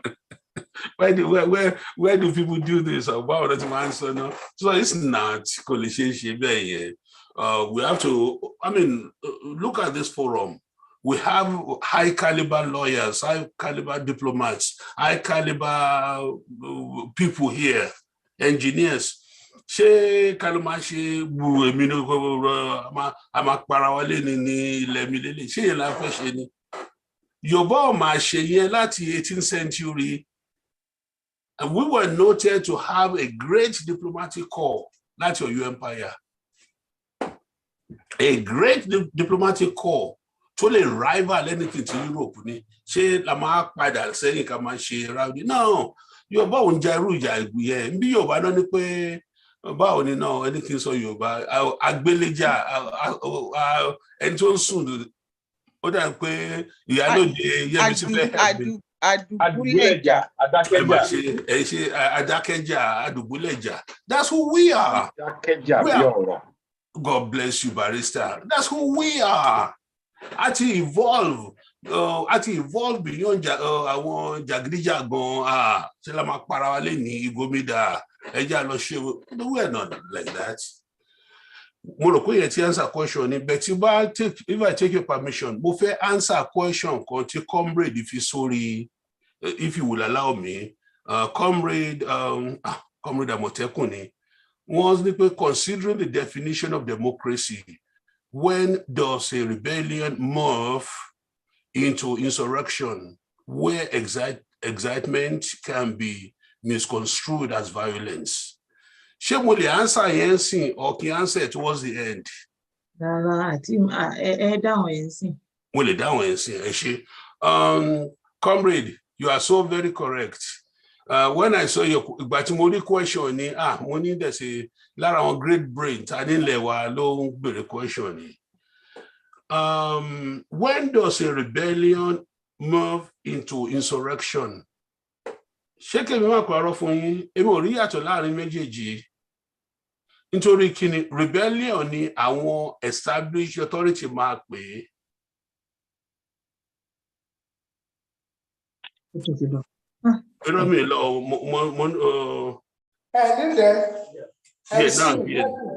So, we're talking about morphing of I want cheap phone. Does a rebellion morph into insurrection? Rebellion morph into insurrection. So more or less, rebellion, by definition of it, you can rebel against something. When will it morph into insurrection? Insurrection.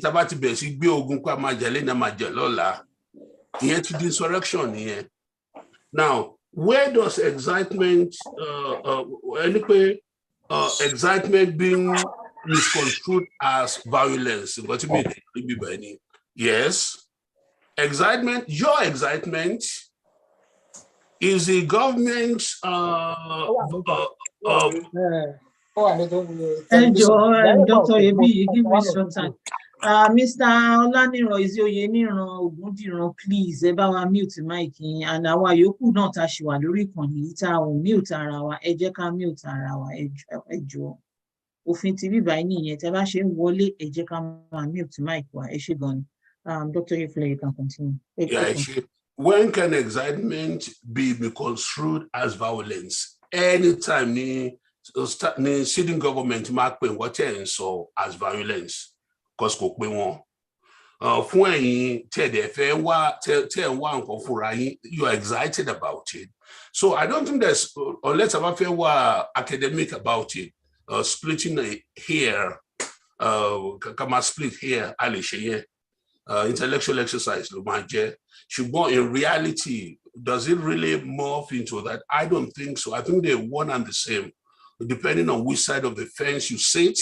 And as you know very well, comrade, where we sit depends, will dictate where we stand on an issue. Answer question mo rí pé okay lálàkọ́kọ́ náà mo gbà wá níyànjú níbẹ̀rẹ̀ meeting tí ní pé tá bá ti béèrè question kìíní ìkejì àwa tá bá ní nǹkan tá fẹ́ fi kún ká nawọ́ wa sókè. Mo dẹ̀ dúpẹ́ pé bàbá mi Àmọ̀tẹ́kùn ti nawọ́ sókè nísìn. Ẹ ṣé gan ni mo máa pè wọ́n láti àwa tá bá ṣètò ní nǹkan tá fẹ́ sọ sí ọ̀rọ̀ tá ti ń sọ ti tẹ́lẹ̀ náà, ẹ jẹ́ ká nawọ́ wa sókè ká béèrè ìbéèrè yẹn ká fomi jọntoro ọ̀rọ̀ ká tó continue ètò náà. Ẹgbọ́n sókè bàbá mi Àmọ̀tẹ́kùn, ẹ ṣé gan ni, ẹ kú àtijọ́. Ẹ má bínú, really and truly ó yẹ kí n dúró de ìgbà tẹ́ bá ṣe gbogbo program kan tẹ́ bá accept the question àwọn ọkàn tó tó di pé. No, a ti ń change ẹ̀ lẹ́ni yìí ó yàtọ̀ Àmọ̀tẹ́kùn. Ó ní mo ṣe béèrè. Reason tí mo ṣe béèrè question yẹn ni pé initially mo kọ síbẹ̀ wípé considering the definition of democracy, and reason tí mo fi yẹn síbẹ̀ ni pé I'm trying láti ṣe nǹkan kan and there's always going to be a reaction. Now reaction here, when do we start to understand we say there's going to be a reaction and we have to apply our own action because I'm a kind of overwhelmed system. Now insurrection at the self-determination activity. Mr. Ogundiran, ẹ bá wa mute mic yín.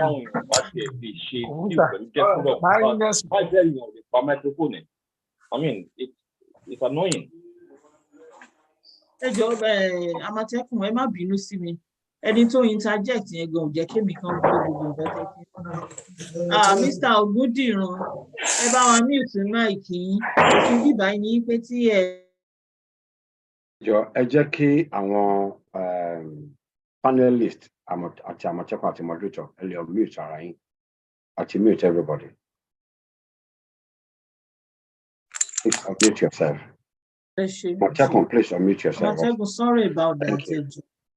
Mo tẹ̀sí lose line of thought mi, but màá try láti gain ẹ̀ padà. Now, ìgbà tí mo kọ question yẹn jáde, intentionally mo kọ síbẹ̀ pé ká wo definition democracy, government of the people, by the people, for the people. Now, a man distract ara from the fact pé àwa gangan ni government. And situation mandate stage kan tó yẹ pé tàbá ń béèrè fún nǹkan tá à ń béèrè fún nǹkan tá à ń béèrè fún nǹkan, like I think béèrè fún restructuring for a long time, but wọ́n fi dágun lá. Now, at some point, there has to be a reaction. Now, ibi tí reaction ti máa dé ni pé when do you distinguish insurrection from a rightful call from yourself, in a sense. Ọwọ́ ara wa la ti bèrè wípé a fẹ́ nǹkan báyìí. But àwa là ń deny ara wa. And this is me trying to walk around the definition of democracy. So, in essence, nǹkan tí mo fẹ́ láti sọ ni pé àti democracy àti pé a fẹ́ self-determination àti pé a fẹ́ consider insurrection. We can be misunderstood as a force to fetch insurrection. How do we plan ourselves in such a way to just say it is not misunderstood? Insurrection, self-determination. Dr. Yekule, did I come across at all? Oh, I understand what you're asking very, very well. Your question still remains. I don't have the right word, but I understand you perfectly well. Yeah, can you add one sentence? By definition, democracy, people, awadlani. Hopefully, that would be that 51% of that body to agree with an idea. Element of 51% seem to be very honest with you. To agree with Buwankidi. And I'm going to go back memory lane. Way back in 1999. Well, by the way, more lead American delegation. Let's be on Padawasi in April 1999. April 2000. April 2000. I'm sorry. I led that delegation from the US. I want to go to England, not to meet in England. Now, after dealing in 2000, Babatin saw restructuring, which was one of the tenets of MNR, Movement for National Reformation. What you saw restructuring for a very, very long time. People like what's our friend in the East, Ninas. They went from Nadeco into pro-NACO. Total song by restructuring. I think so for a long time. But I think so in 51%. You try maybe 3%, try 5% at most. But in seeing more recently, maybe we're close to 50%. Although I get that 51%, that was 60% of that body. T comrade Amotekun saw. Tabale war our easier for láti ṣe àǹgọ́tarí lè ń fẹ́ àádẹ́ ṣe lágbára Ọlọ́run ọ̀nà kóhùn dẹ̀ wọ́jà final statement ọ̀nà kóhùn wọ́jà.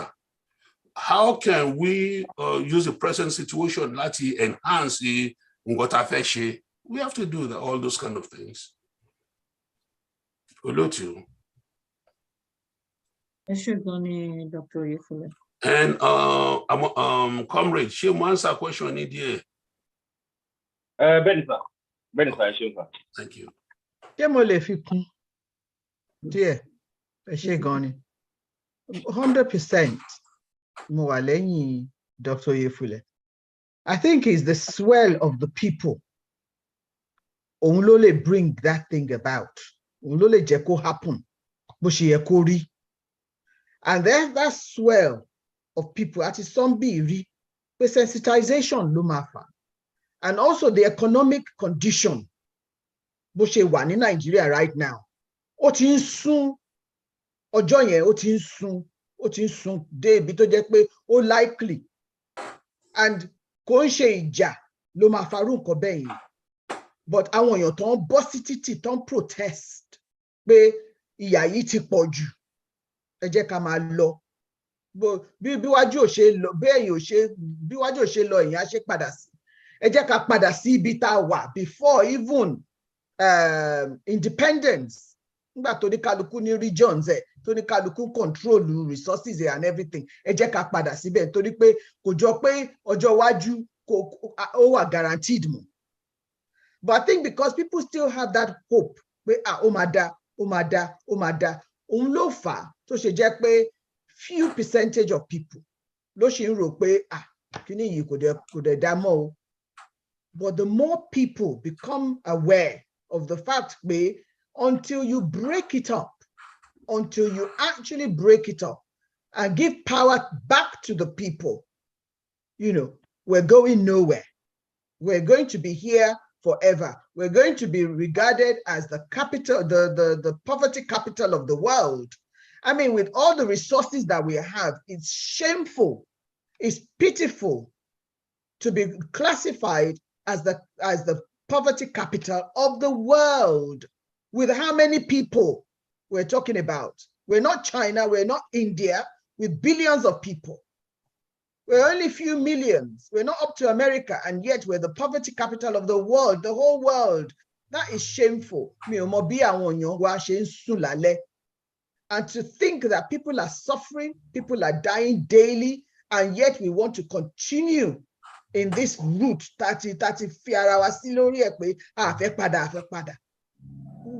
Why? Oh, why? So àwọn èèyàn wà láti bẹ̀rẹ̀ sí ní bá wọn sọ̀rọ̀ bá ṣe ń ṣe yìí náà ni week on week on week máa bá wọn sọ̀rọ̀ pé look, there is a better way of doing things in life. People must stop dying on the Mediterranean just because they can't see that if they come together as a group of people and say enough is enough, rather than we're split in different ways, which unfortunately is holding us back. Eshegoni.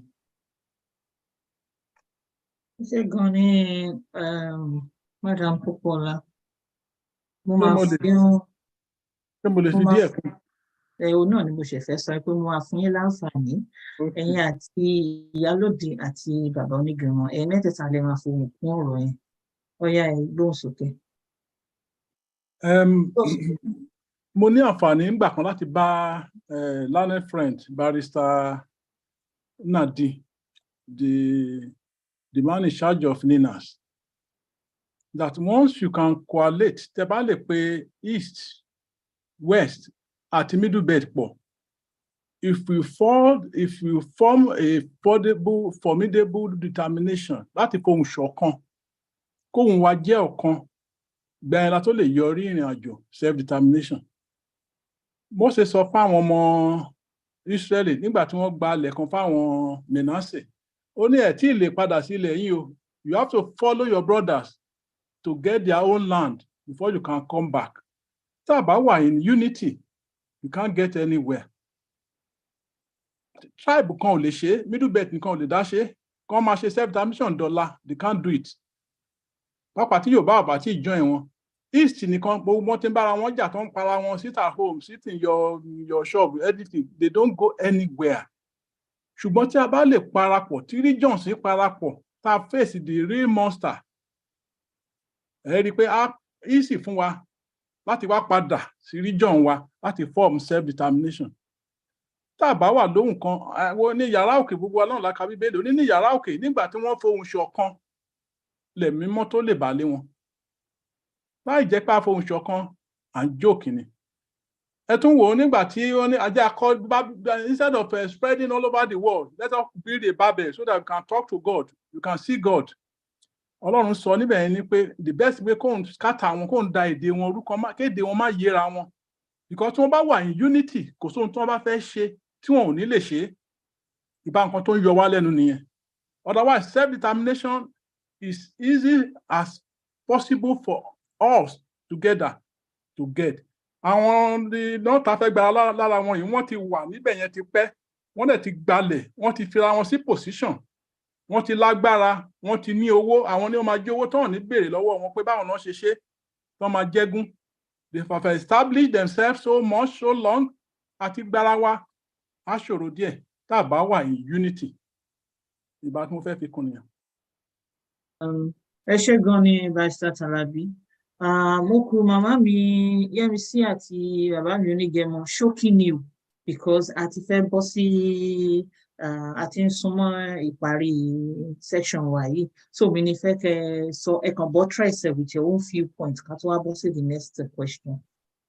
Okay, inú mi dùn sí gbogbo àwọn nǹkan tí àwọn ìyá wa àti àwọn bàbá wa ti sọ ń pẹ́. Ìpè kọ́tẹ́mì kan rí sí ọ̀rọ̀ unity pẹ̀lú àwọn the main three tribes tí ó fẹ́ kúrò ní Nàìjíríà. Nǹkan tẹ́mi rí sí ni pé kò sí nǹkan tí ò ṣeé ṣe ní ọ̀dọ̀ náà, gbogbo nǹkan ló lè ṣeé ṣe. Bẹ́ẹ̀ eléyìí tí Ọlọ́run ò ní ṣe náà wà. Pé unity àwọn Eastern States pẹ̀lú àwọn Middle Belt àti Yorùbá ó máa difficult there because we don't trust each other. Bẹ́ẹ̀ tó bá jẹ́ wípé wọ́n ní àròjinlẹ̀ ni is the best. Because tó wá pé àwa mẹ́tẹ̀ẹ̀ta àti panupọ̀ ìpè okay o a fẹ́ lọ. A ní ìdìjà àbá ti lọ tipẹ́tipẹ́. Through that, everybody ló máa support the referendum because tá a bá ṣe referendum gbogbo nǹkan tá à ń sọ yìí ó easy. Àwa tá a fẹ́ lọ rí percentage àwa tá a fẹ́ lọ àmúdẹ ní 100% pé percentage àwọn tó fẹ́ kúrò ní orílẹ̀-èdè 419 ó pọ̀ ju àwọn tí ò fẹ́ kúrò because bá a ṣe ń sọ àwọn kan ṣì wà ń bẹ̀ tí inú wọn dùn sí pé wọ́n jẹ́ ẹrú tó rán fún wọn ní peanut. Àwọn kan dẹ̀ wà ń bẹ̀ tó yẹ pé wọ́n gba owó tó ń jẹ gbogbo ẹ̀ tó pọ̀ gan lọ́wọ́ wọn tí wọ́n láyéláyé wọ́n lè pa ọmọ wọn tó bá ní pé kán kúrò lórílẹ̀‐èdè Nàìjíríà. So tó bá yẹ pé lóòótọ́ tí Ọlọ́run bá kó sí gbogbo wa nínú tí àwa ta fẹ́ lọ either from Yorùbá ni from the East ni from the Middle Belt ni tá bá cooperate ó máa dàbí péyàn fi àkàrà jẹ ẹ̀kọ ni. So ẹ jẹ́ kí gbogbo wa wà hopeful kò sí nǹkan tí ò ṣe é ṣe lọ́dọ̀ náà. Ẹ ṣé Mr. Nigem. Ẹ ṣé olóòtú nǹkan máa just one point mo kàn fẹ́ add ni àti ẹ̀ tó ní pé a fẹ́ end or a fẹ́ join àwa fúnra wa àwa tá jẹ́ Yorùbá fúnra wa a ṣì ní problem on our own. Problem tiwa ni pé there are some people ṣe pé personal gain ṣì jẹ́ their main focus. Wọ́n dẹ̀ ń lo whatever medium ń lò popularity contest. One of the examples ni ètà sọ ìbéèrè tẹ̀bẹ̀rẹ̀ earlier pé ṣé it is appropriate fún àwọn tó ń jìjàgbara àwọn kan sọ pé okay a kàn lè clear pé àti di orílẹ̀-èdè láì follow gbogbo láì follow doctrine and all the other principles ara ẹ̀ nìyẹn. So à ń láti bí Dr. Yefule ṣe sọ Yorùbá pẹ̀lú gbogbo ìmọ̀ òye and intelligence Ọlọ́run fún wa. We are all around the world. Pé àwa tá a sì ní Nàìjíríà, most of us, command respect all across the world. Ó yẹ kí gbogbo wa káwá bá ṣe máa jókòó ọgbọ́n bá ṣe lè wá àwọn tó ń create problem láàrin wa tí wọn ò fẹ́ kí a lè jókòó papọ̀ láti wá bá ṣe máa solution a lè fi kó wọn sẹ́gbẹ̀ẹ́ so that a lè get the information yìí ó gbogbo àwọn nǹkan tá a nídìí across sí àwọn èèyàn wa so that bá a ṣe ti sọ majority bá lè kó gbogbo àwọn èèyàn wa jọ pẹ̀lú gbogbo knowledge wa. I think pé ìyẹn máa set a goal ó máa set a pace fún wa láti lè ní pòkè wa Yorùbá ẹnu wa ti kàn and so then a lè join àwọn Igbo àwọn the eastern part and everything that's okay. ẹ jẹ́ ká bẹ̀rẹ̀ sí ní ṣe kínní because ó máa wà easier. I mean team as a team ó máa easy but táwa fúnra wa ò báyìí tí wà as one àṣìníṣẹ́ ṣe ẹ ṣé olóòtú. Ẹ ṣé gan ni bọ̀dá mi ní gẹ̀mọ́. Ní ìbẹ̀rẹ̀ ètò, mo gba gbogbo wa níyànjú pé tí a bá ti ń dáhùn, tí àwọn panelists wa bá ti ń sọ̀rọ̀, tán ti ń dáhùn sí ìbéèrè, àwa tá a bá ní nǹkan tá a fẹ́ sọ sí ìbéèrè yẹn ká máa nawọ́ wa sókè. Torí lénìí mi ò mọ̀ bóyá a máa fún wa láǹfààní question and answer. Tàwa tá a bá ní ìbéèrè àbá ní àfikún, ẹ jẹ́ ká nawọ́.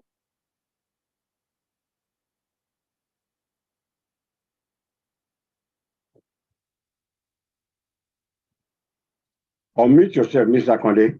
Unmute yourself. You're muted, Mr. Konde. Thank Ẹjọ́ you. gbogbo nǹkan tí mo ti sọ sẹ́yìn yẹn ṣé pé àgbọ̀n nǹkan tí mo sọ. Ẹ máa tún sọ ni o. Oh my God. Ok, mo sọ pé ní ìbẹ̀rẹ̀ ètò yìí, mo fún gbogbo wa ní àǹfààní pé tá a bá ní ìbéèrè àbí nǹkan kan míì tá a fẹ́ sọ fún each question tí mo bá bi àwọn panelists ká nawọ́ wa sókè kí n lè bà fún àwọn aláǹfààní láti lè sọ̀rọ̀. Ẹ gbọ́ pé mo sọ yẹn kó tó di pé mic mi ní òkè. Mo dẹ̀ rí pé kò sẹ́ni kankan tó nawọ́. Mi ìwà rò pé lénìí yìí a máa fààyè sílẹ̀ fún question and answer ló ṣe dàbẹ́ pé mò ń polongo pé kí ẹnikẹ́ni tó bá ní nǹkan tó fẹ́ sọ. Even though bàbá mi Àmọ̀tẹ́kùn mistake ni pé àwọn sì rò pé òfin ti tẹ́lẹ̀ yẹn ó múlẹ̀ bébì.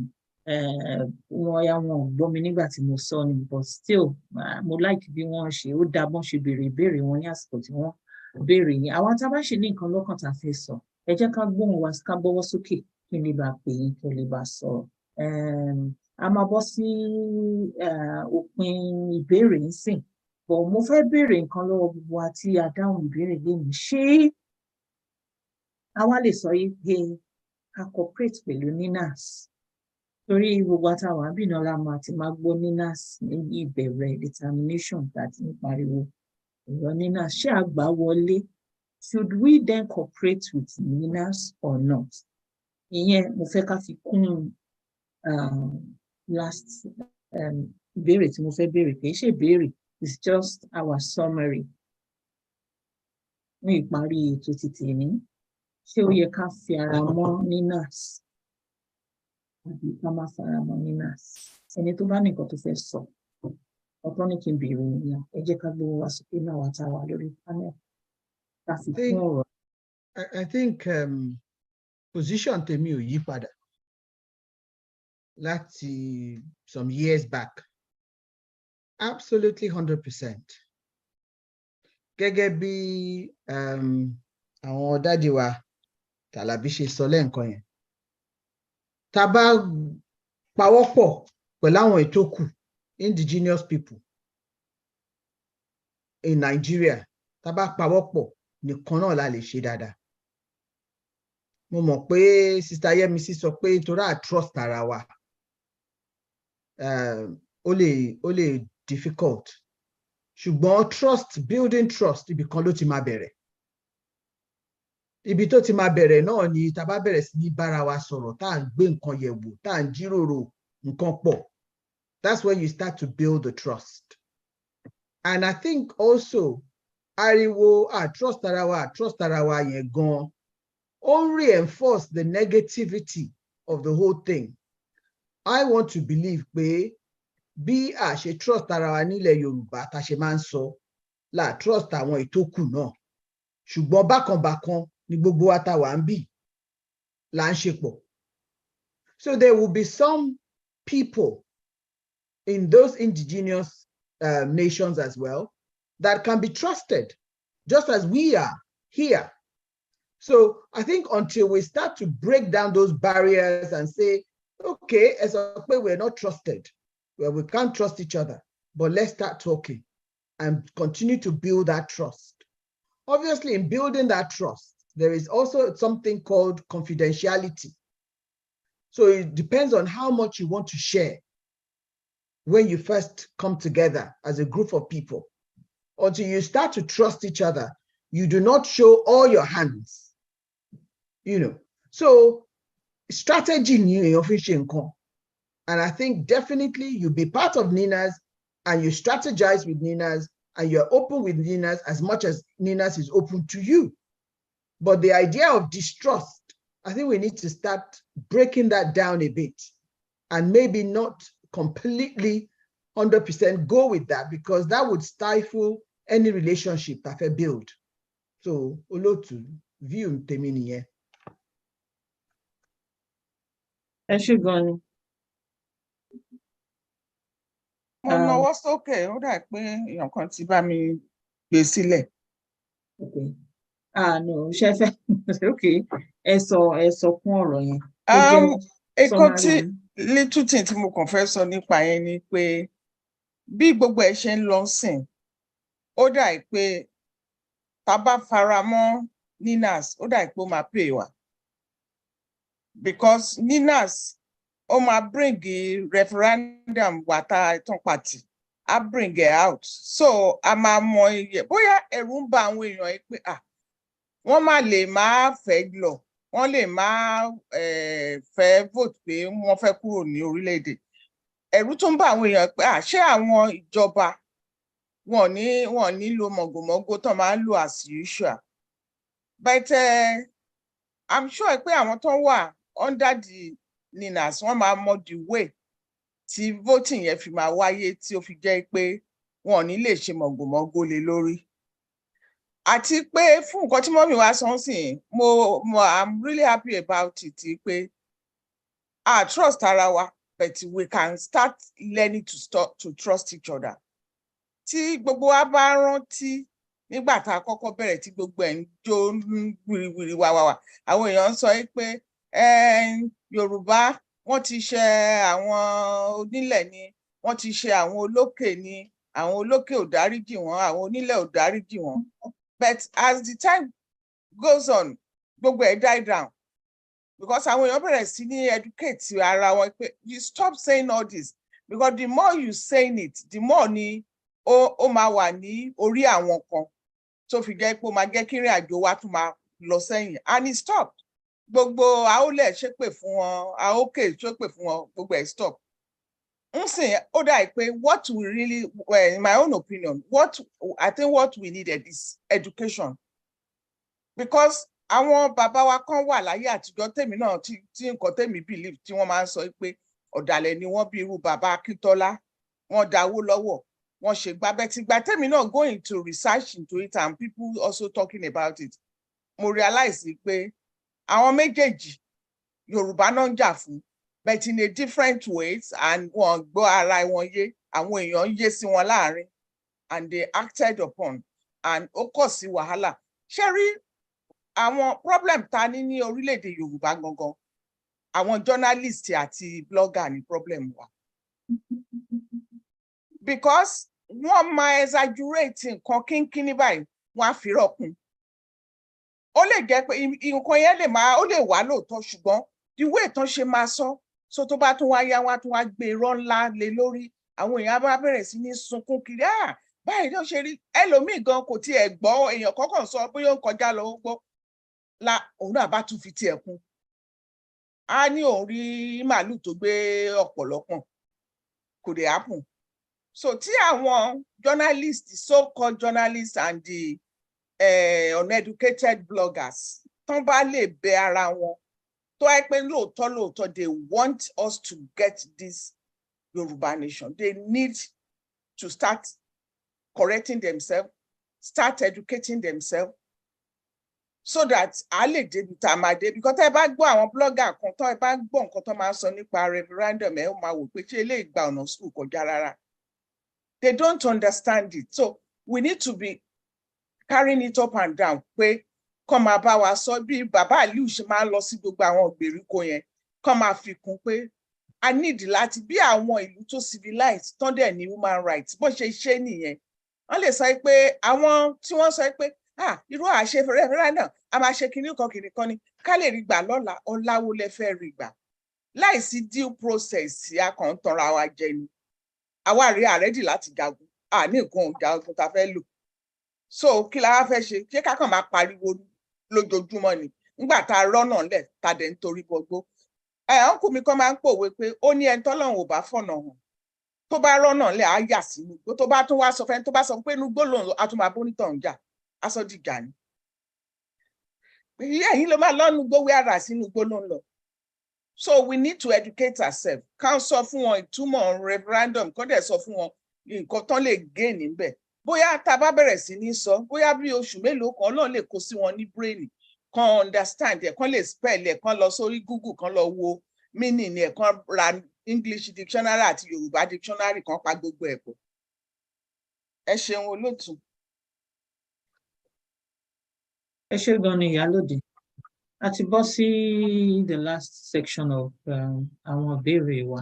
Ó ní pé ẹ jẹ́ ká sọ summary gbogbo nǹkan kí ni nǹkan tá a ní fún àwọn ọmọ Yorùbá lórí topic tèmi tó jẹ́ insurrection and self-determination.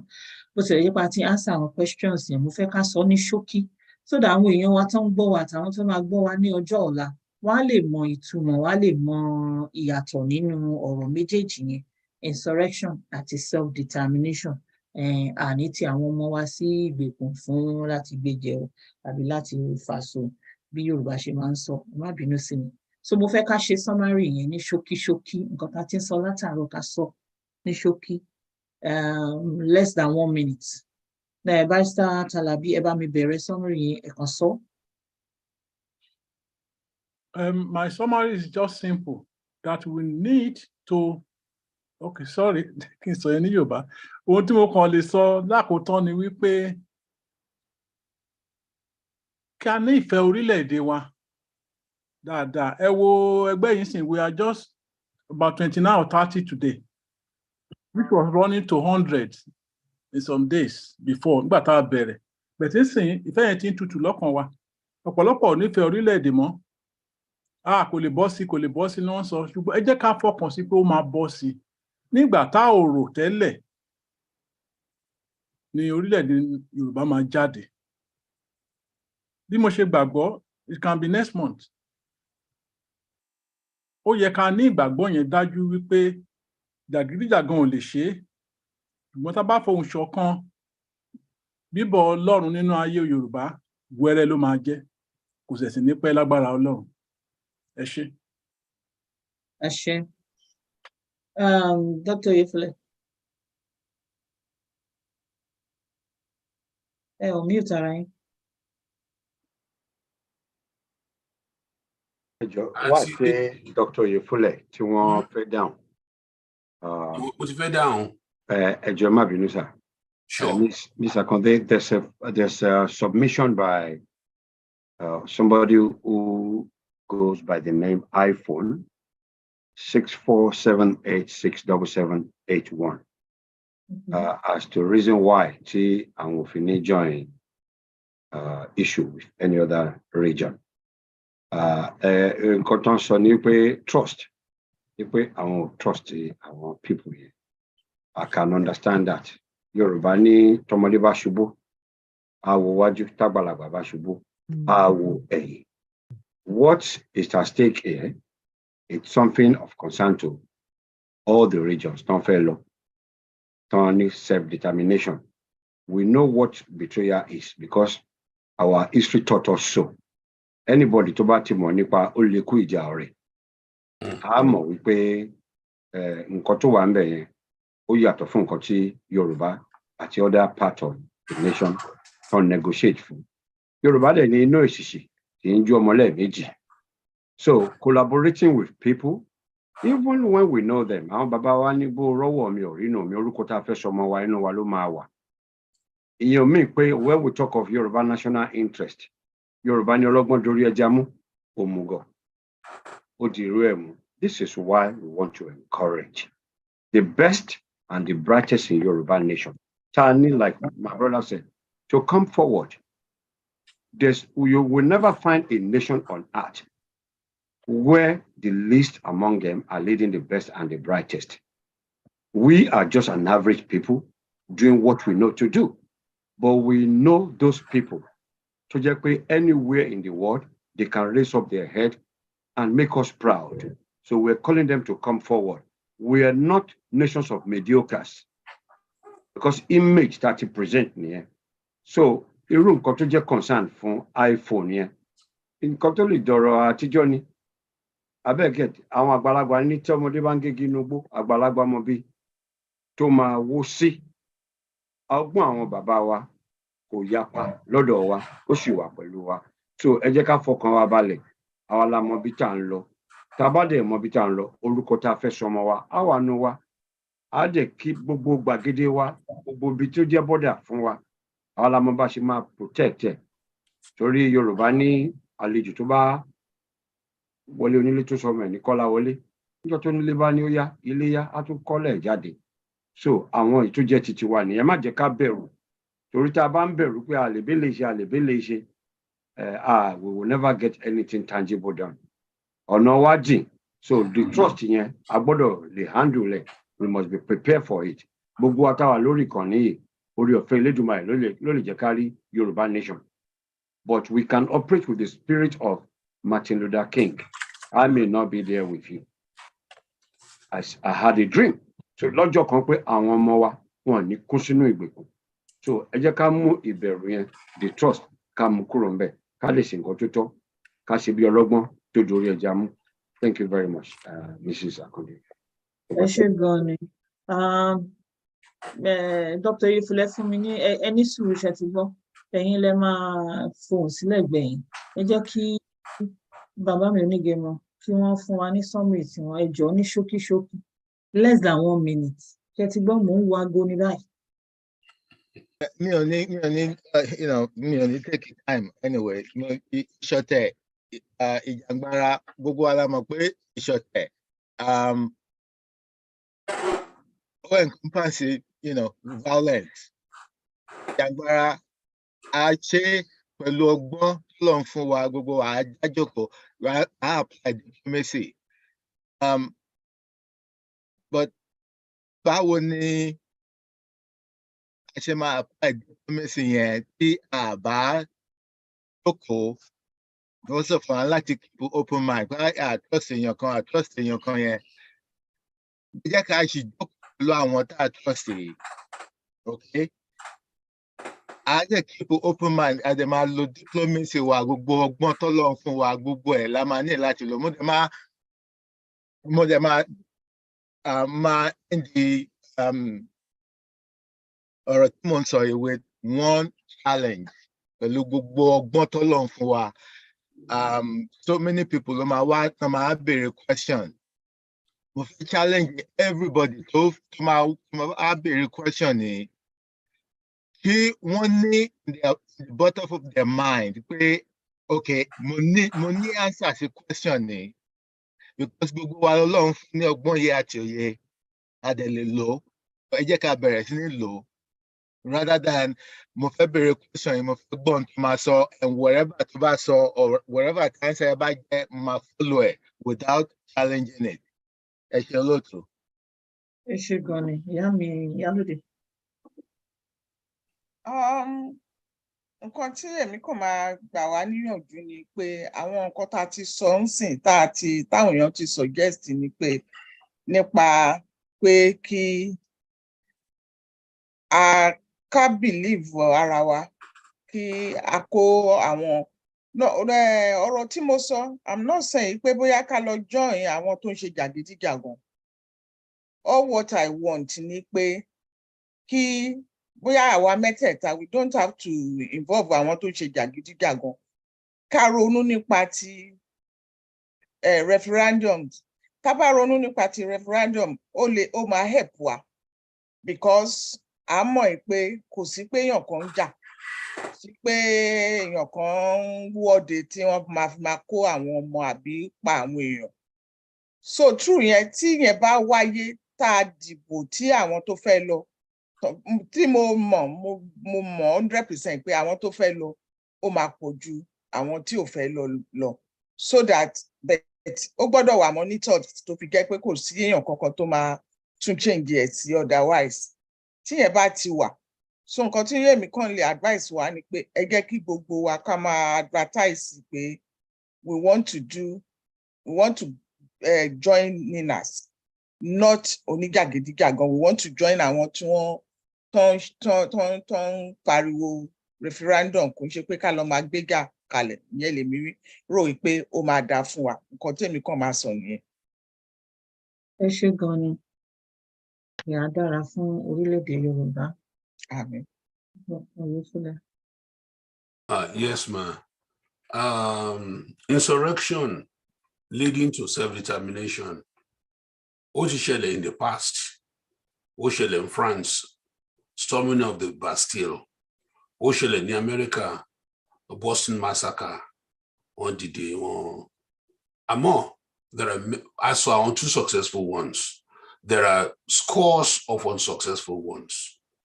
So, ṣé insurrection la fẹ́ lò láti lọ reach self-determination wa? I will venture to give an unequivocal no. Ṣé a fẹ́ lo legal means àti diplomatic means láti achieve aim wa? I'll be in full support of that. And with the report I think láti join here. At least that's what we believe in this caucus tower. I want to any other Ijangbara group. Don't fellow take over Eko, don't fellow reclaim, only believe differently. But we here do not believe, as far as I know, in using any odious means, illegal means, violent means to take over any government. We want self-determination. We want it in a legal way. We want it in a we will use diplomatic means. Ideal strategies, non-violent strategies to achieve that. Lágbára Ọlọ́run. Olóòtú. Ẹ ṣé gan-an.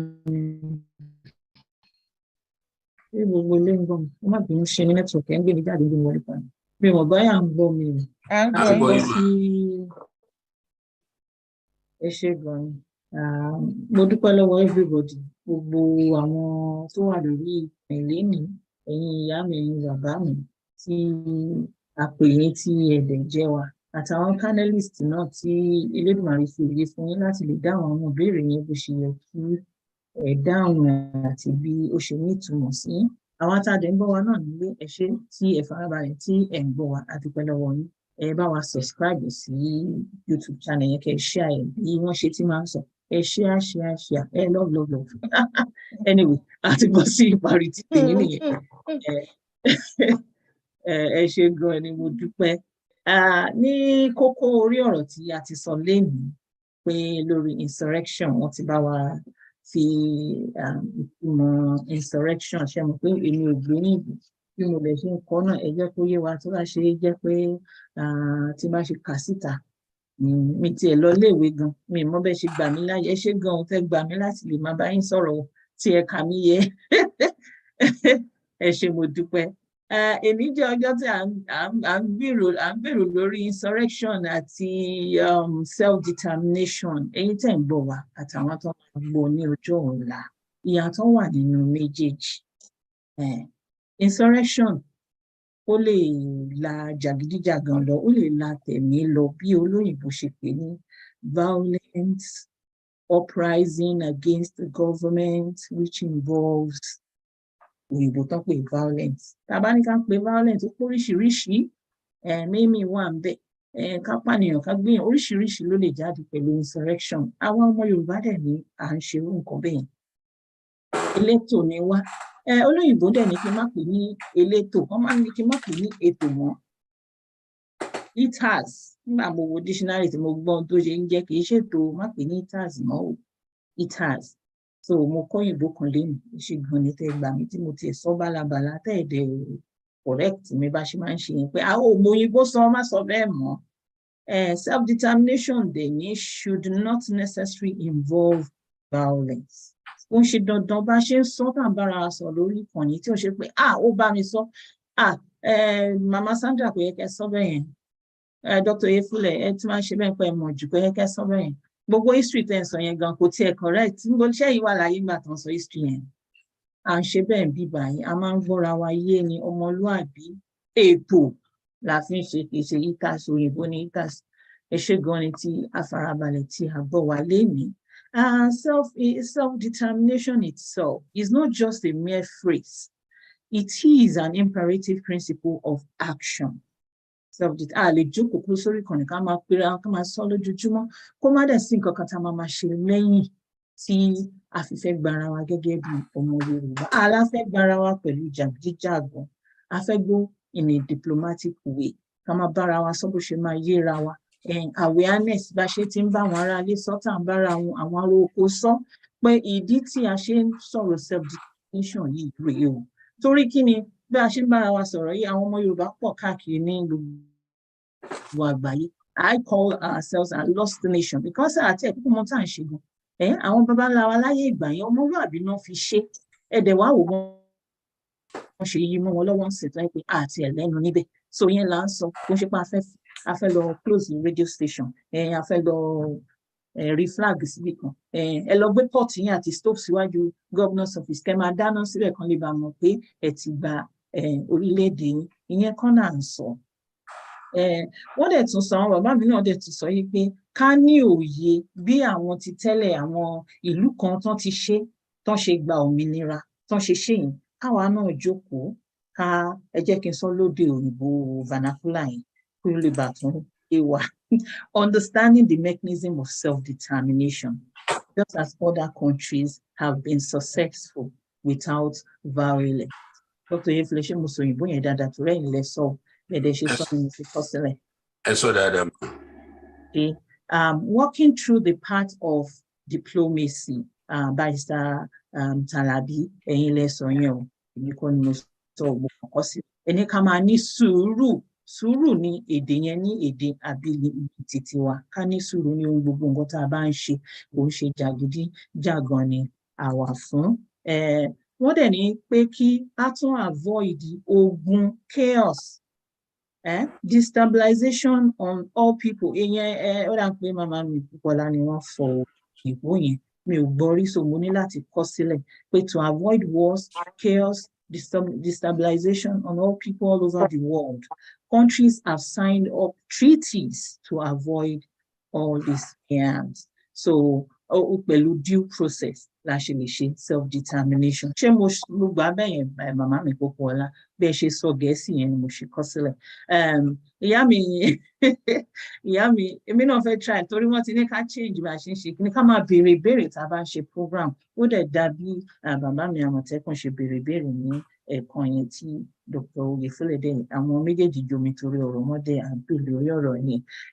Nígbà tí ìkànnì àwọn panelists wá dẹ̀ ń sọ̀rọ̀ mo ní òye pé ó dà pé bàbá mi onígẹmọ náà sọ bọ̀ èmi náà try láti túmọ̀ rẹ̀ ní Gẹ̀ẹ́sì pé the more decimation of our people ní gbogbo nǹkan tá à ń ṣe ló represent the violence tó bá ń go on.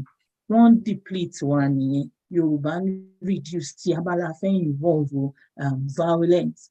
Ṣé mọ̀ pé bá a dẹ̀ ṣe ń reduce yẹn kò sí orílẹ̀-èdè èèyàn ló máa ṣe orílẹ̀-èdè ilẹ̀ náà dẹ̀ máa orílẹ̀ kan náà máa wà bá ṣe ti wà lórílẹ̀-èdè Yorùbá. So tábàlà fẹ́ go violent and reduce in population àwọn owó gan-an fẹ́ ṣe orílẹ̀-èdè yẹn tó bá dìgbà náà.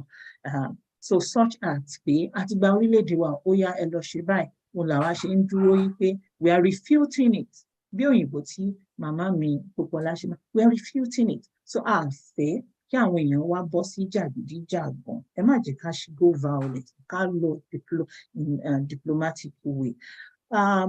Bàbá mi rìn dàtí ẹ̀dá gbogbo ọ̀nà sọ. Insurrection may start and lead to self-determination and maybe be successful in some parts of the world. Ká tẹ̀lé bọ́n ṣe ṣe tí ó ṣe rí fún wọn tó dẹ̀ ṣe gún fún wọn.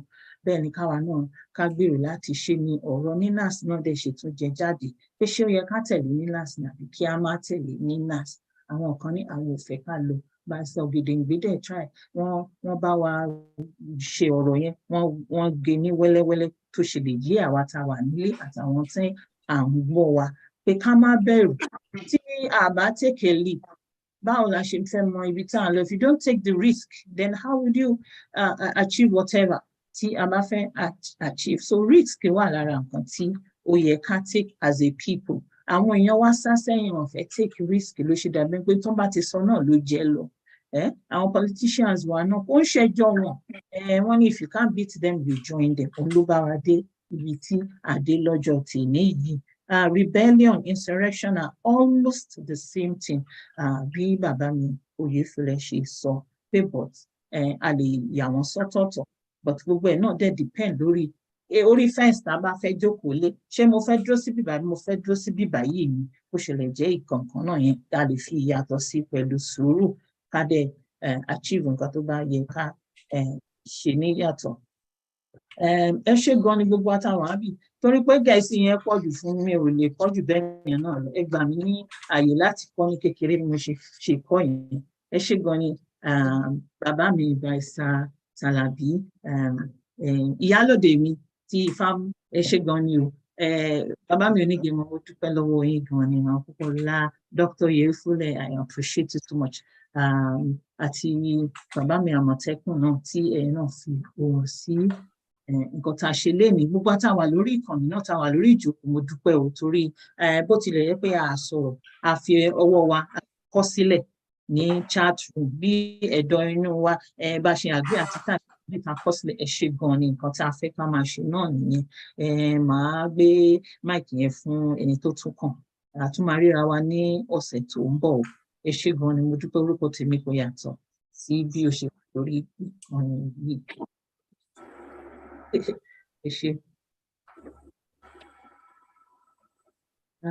Barrister Obidimpe, mo máa continue láti bíbá. Thank you very much. Ẹ ṣé gan. Ẹ ti dúpẹ́ lọ́wọ́ àwọn panelists. I will call on Sister Yemisi Kẹbáwa Àjọ. Ẹ bá wa dúpẹ́ lọ́wọ́ gbogbo àwọn tá a pè tó ń wá. Àti ó include àwọn tí wọ́n ń gbọ́ wa lórí YouTube.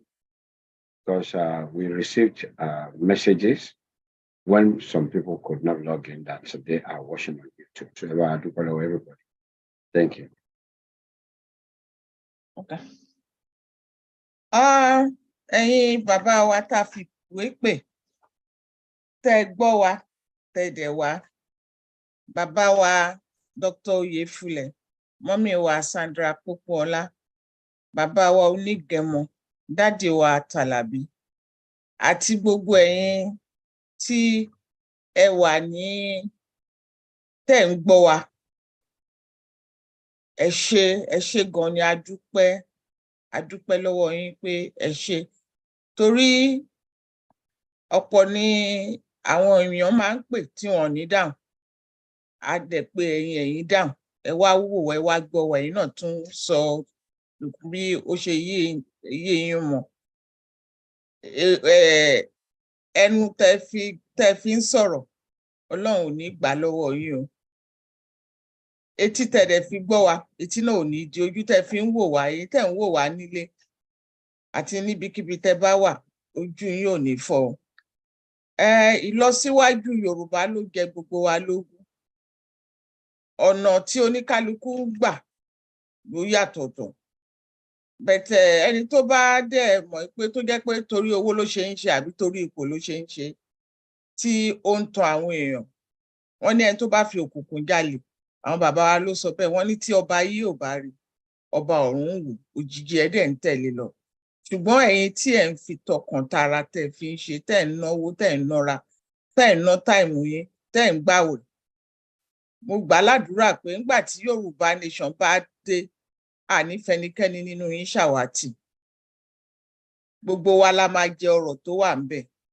ẹ̀yin tẹ́ ń fún wa lówó àbùdí ni tomi òkun ilé alákàn òkè ń gbẹ àpò yín ò ní ṣòfò ẹ máa rí mú nínú owó ẹ máa rí ná gbogbo àwọn tó ń fẹ́ kí Yorùbá nation kó dé lágbára Ọlọ́run máa dé lójú ẹ̀mí gbogbo wa àwọn tí mo tún wá dúpẹ́ lọ́wọ́ àwọn directorate náà pé wọ́n kú iṣẹ́ takuntakun gbogbo àwọn tí ò gbójú síta àtàwọn tó gbójú síta àwọn baristas wa àti gbogbo àwọn tó ń ṣiṣẹ́ lábẹ́lẹ̀ ẹ ṣé gan ni o a máa rí gbogbo yín bá o ẹ̀yin bàbá wa àti ìyá wa a máa rí yín bá o so ó tún wá di ọ̀sẹ̀ tó ń bọ̀ lágbára Ọlọ́run mo gbà ládùúrà pé ẹlẹ́mìí ò ní gbà àìsàn dẹ̀ ní so wá mọ́lẹ̀ so a tún ríra wa ní ọ̀sẹ̀ tó ń bọ̀ ojú wa pé ẹsẹ̀ wa pèlé o ẹ ṣé gan ni o a dúpẹ́ àmọ́ lóore o thank you everybody. Thank you, Sister Yemisi. Thank you.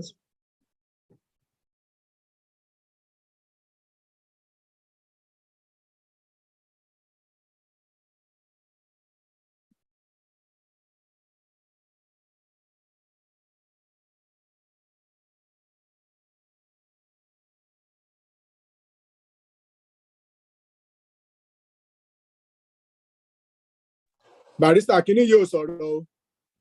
Kò sí voice inú ẹ̀ o.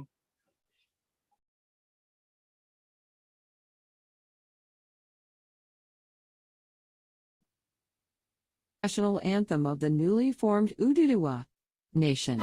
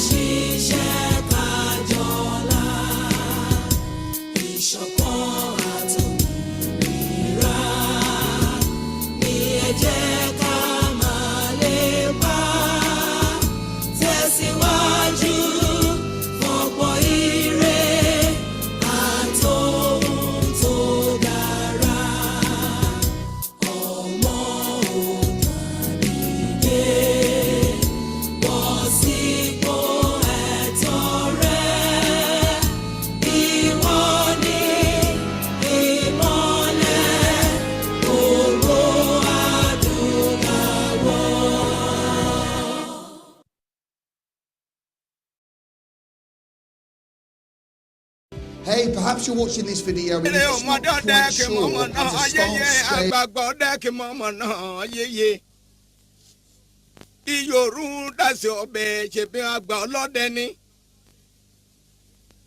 Odigun mọ́gẹ̀dẹ̀ pẹ́kun àgbà ọlọ́dẹ ni o